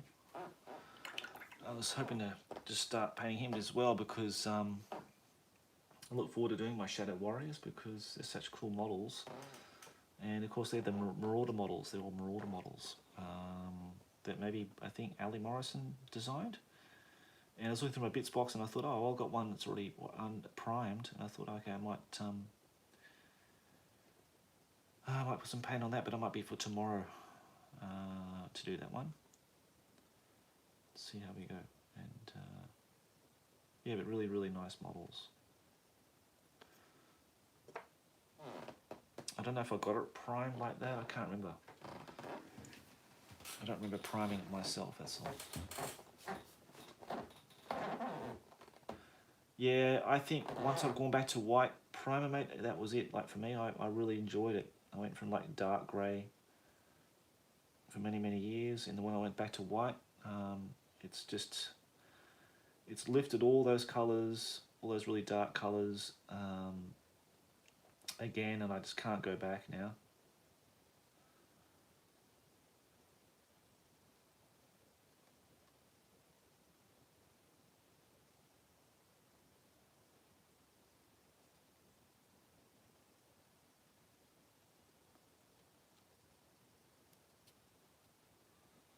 I shall just pull them off and put him on his own little base.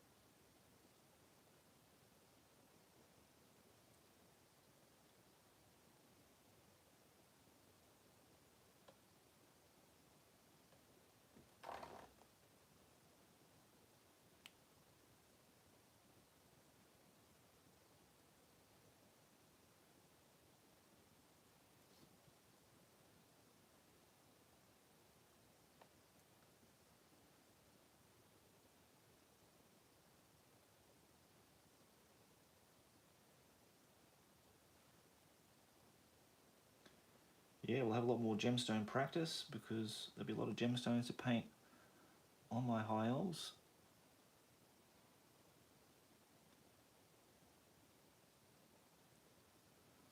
Again, I don't know how that's looking on the camera. It probably looks bloody awful. You can't see anything. I'm not really sure. It looks really blurry on my screen, so maybe it looks really blurry on yours too.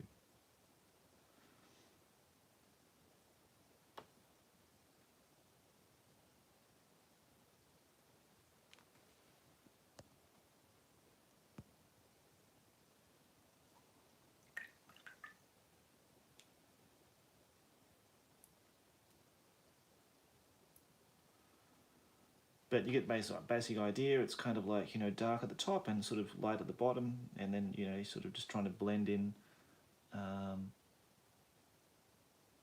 transitions in between.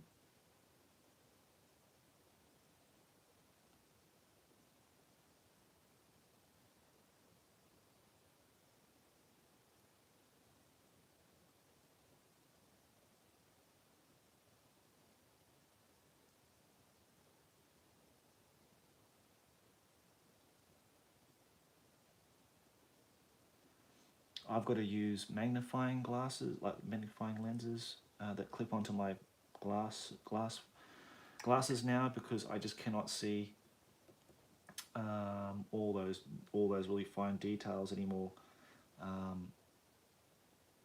Maybe you guys are the same. I don't know. If you've got really good eyesight, then that's great. Yeah, I can't see as well as I did when I was, you know, 17, 18, when I was first painting these models, that's for sure.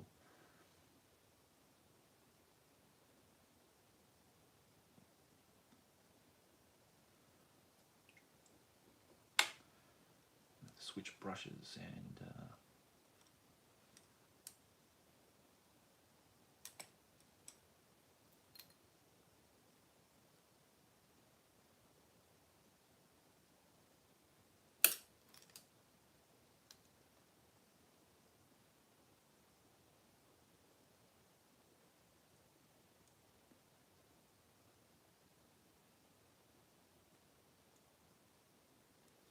go with my Artist Opus brush if I want really, really fine details and stuff like that. I really prefer these brushes more than anything.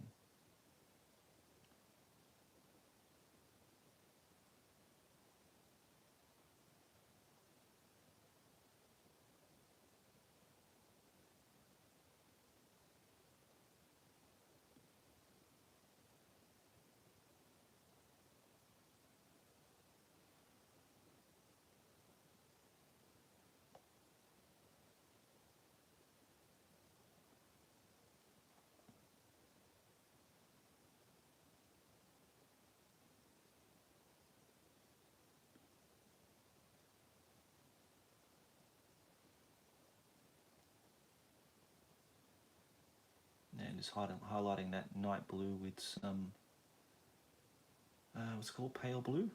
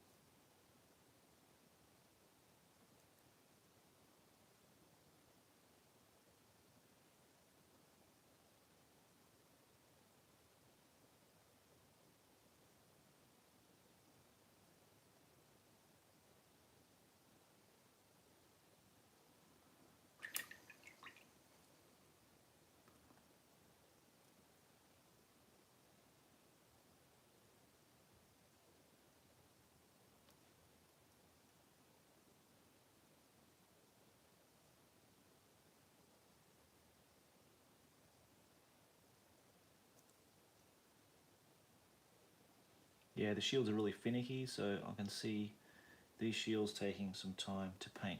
That's like, I need 18 to paint up.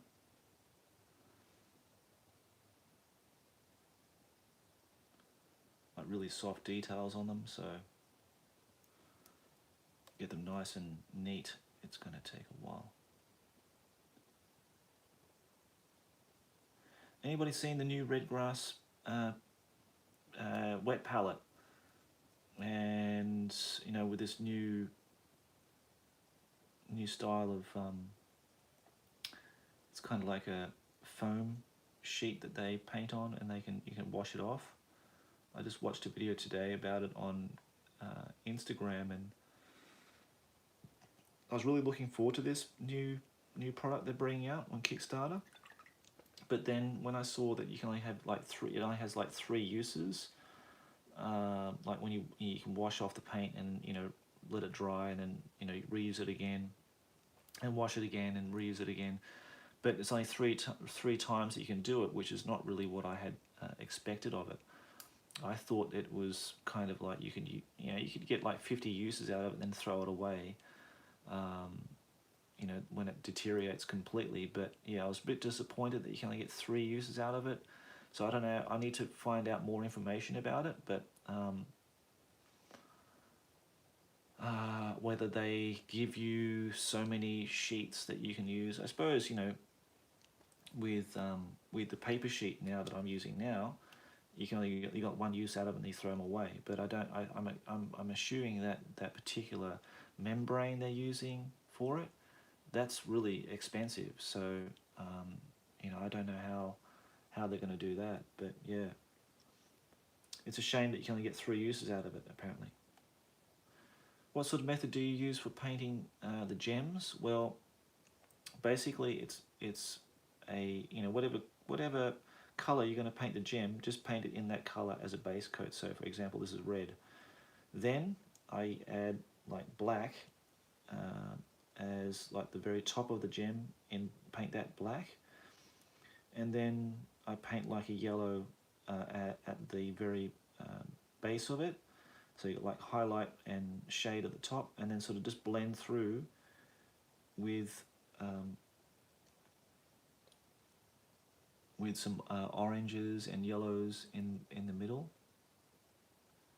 You're probably not going to see that really well on the live stream, unfortunately, but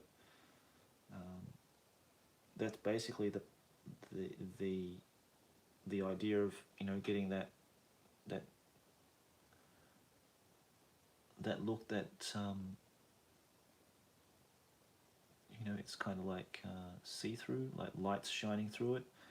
And then I just add a bit of white as a final highlight down the bottom, and a white dot at the top.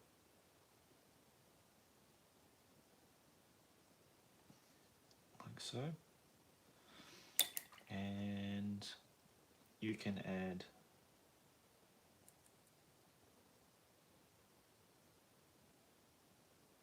yeah, me too. And some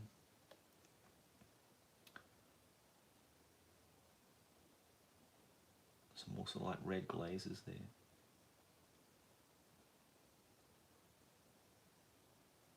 And you can add a bit of gloss varnish to it as well if you wanted to make it look really nice and shiny. But that's kind of like the basic sort of step-by-step for doing gemstones, mate. But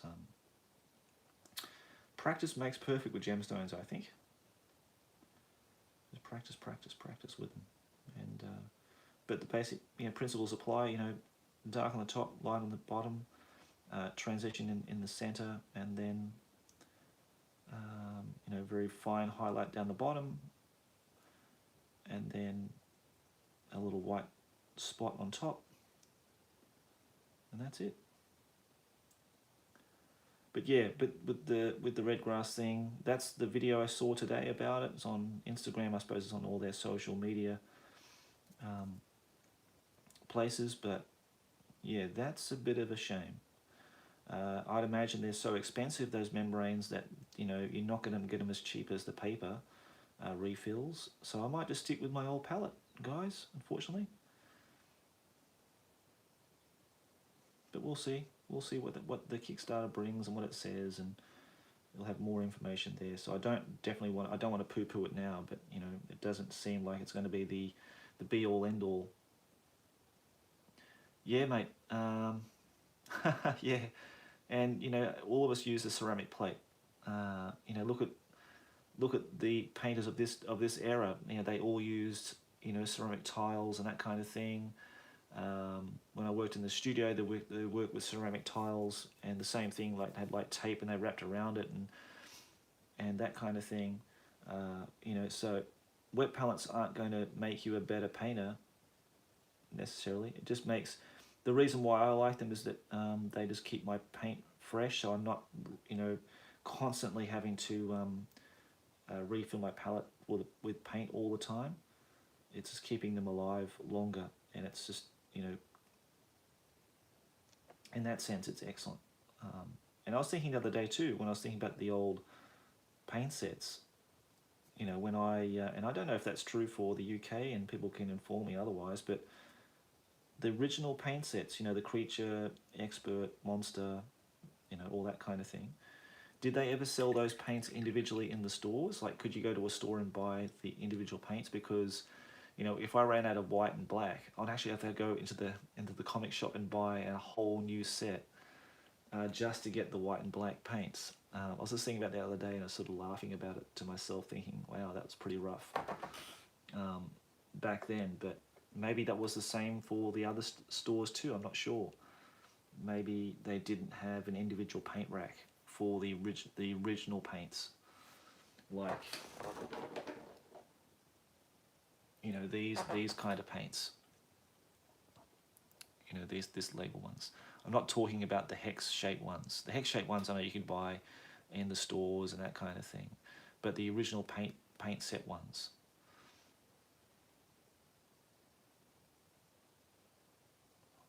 Oh, they did. Okay. Well, in Australia, you couldn't get them individually. They'd never had a paint rack for those, so I had to buy the entire set again just to get the colours I wanted. So I've ran out, of course, white and black. Of course, you run out of all the time. So yeah, it was quite funny looking back at it now. Man, I wish I still had those boxes now, because I saw some guy on Instagram with all those boxes, and they're so cool. It's got the best John Blanche artwork on it. That yeah, I'd love to have those box sets again, just as like a, you know, just as a nostalgia thing, just to hang up on the wall and that kind of thing to look at. But I think that shield is pretty much done.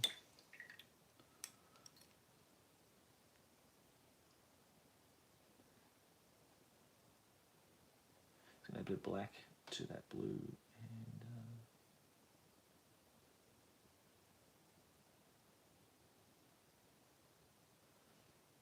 just do a bit of lining in, and that's it. But yeah, I know these shields are going to take some time.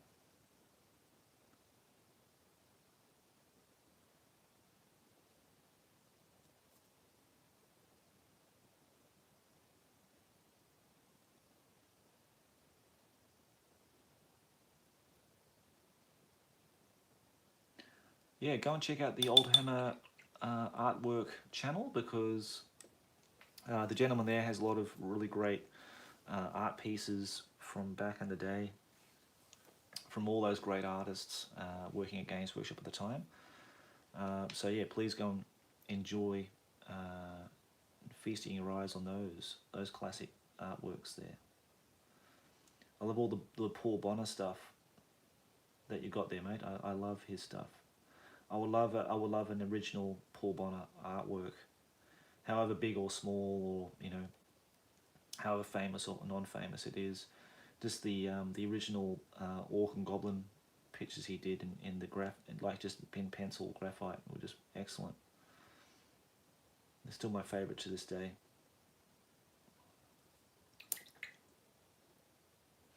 Okay, put that shield down. I think that's done. So now we'll go to. Sorry for knocking the camera there.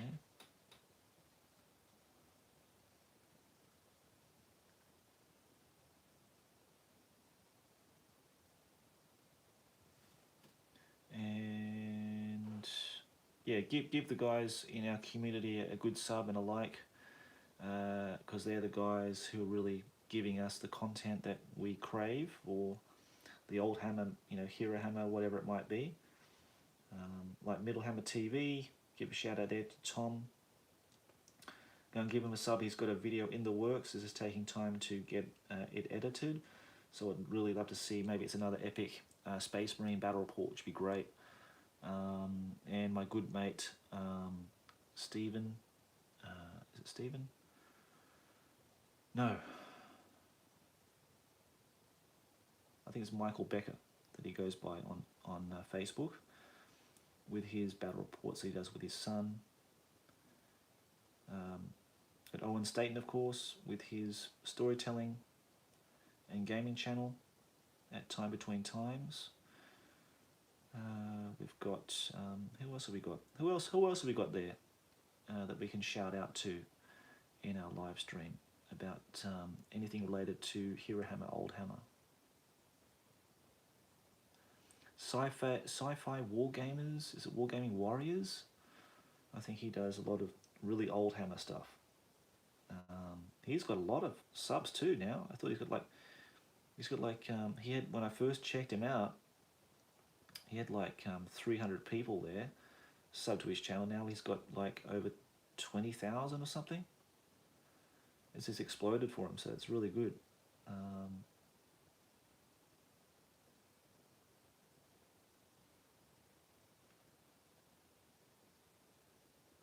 Yeah, sci-fi warriors. Yeah, that's it.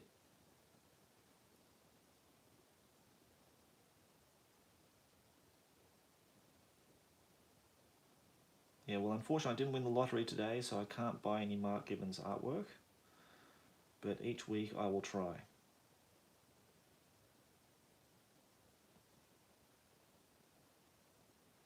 In fact, if I win the lottery, I think I might contact Mark and say, "Can you do me a bundle deal on everything you've got left for sale?" And that'd be quite cool.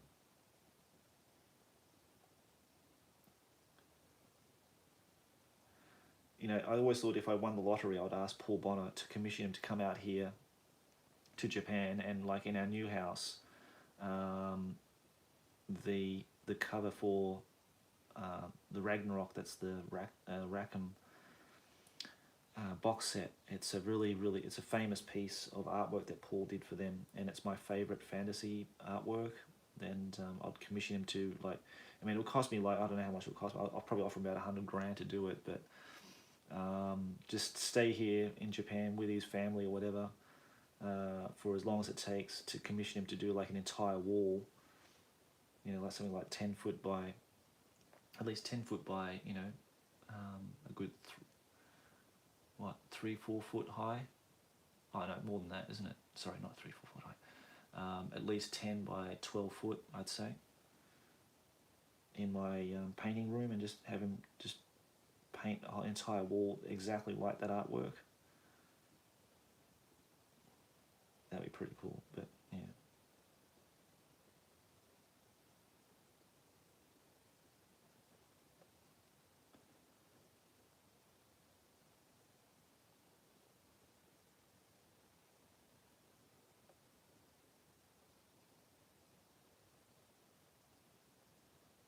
So just adding a lot of ivory and white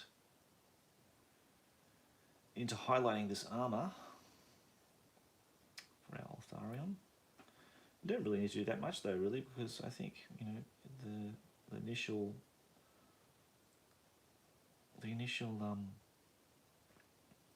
layers of paint were so thin anyway. It sort of brought out all the white undercoat, and you don't really need to do that much really to pick out the highlights on it, which is quite cool.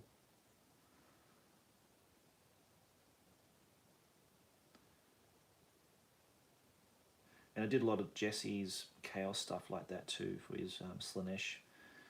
You know, just went with the ink straight over the white, and I didn't even bother putting a yellow as a base, and it looked really nice. It came out really well.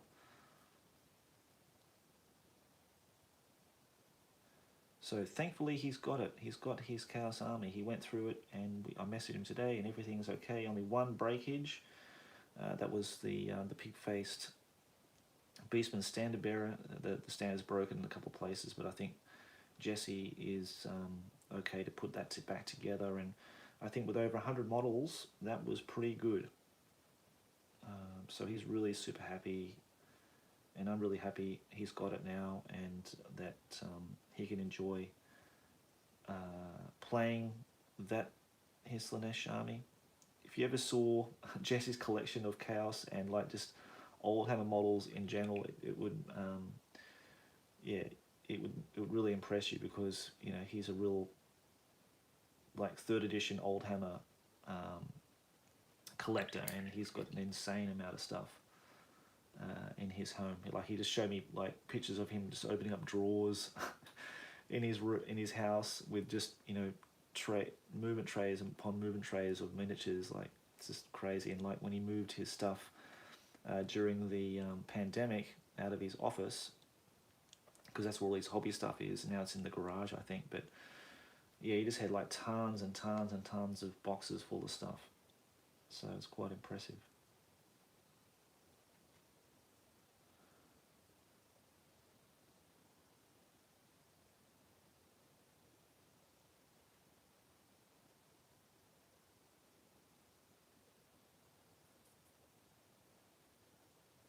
Yeah, thanks, mate. I really enjoyed painting that, because, like I said, every single model was individual. There's no model alike.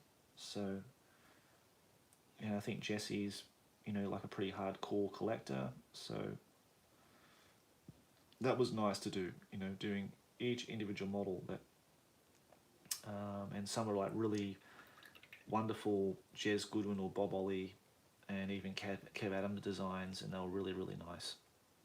Really nice to do, because I've never painted those before, but I've long admired them, and yeah, it was nice to do that. Now I'm thinking that because before I start this, I know I'm going to have to do one of these in blue. I'm thinking this outer one is blue. That seems like the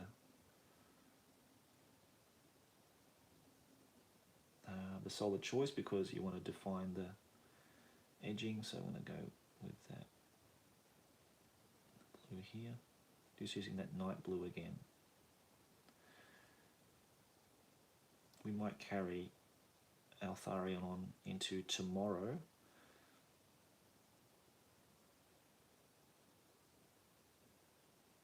As now we've been streaming for about 2 hours, and I think that's pretty much the kind of time limit that I want to cap on the live streams.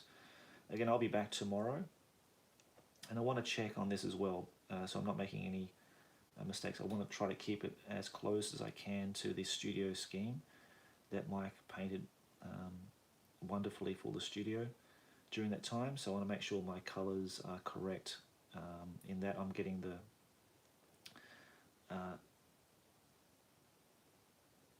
you know, the correct colors for his head feather design.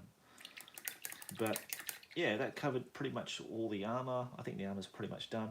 We might add some, we need to add some more details here and that kind of thing. And I might carry that on tomorrow, because I'm really enjoying painting him up now. That's bringing back a lot of nostalgic memories for me when I painted mine all those years ago. So, and I really enjoyed, and I really was really pleased. It's probably my best paint job, I think, of that time. Yeah, really enjoying painting this a lot. It's one of the best mounted character models ever made. And who knows, we might get on that Tyranic chariot as well at some point through the week. If not tomorrow, then maybe next week, because I'm really looking forward to painting that as well. So guys, I'm going to leave it here. Thank you very much for joining me, and all those people who've been watching and staying with me. And I'm sorry it was a late start today, because yeah, well, Papa Duty's call, and when Papa Duty's call, I need to go and look after my son. And but hopefully tomorrow we can aim for about 11 o'clock, and we can carry on and do some painting together and having a bit of a chat and talking about the old times, the good old days. So thanks very much for joining me, guys. Enjoy the rest of your, I think, Saturday for most of you. And it's now nearly 2 o'clock in the morning here in Japan, so I'll look forward to talking with you again tomorrow. So until then, take care, enjoy the rest of your evening or day.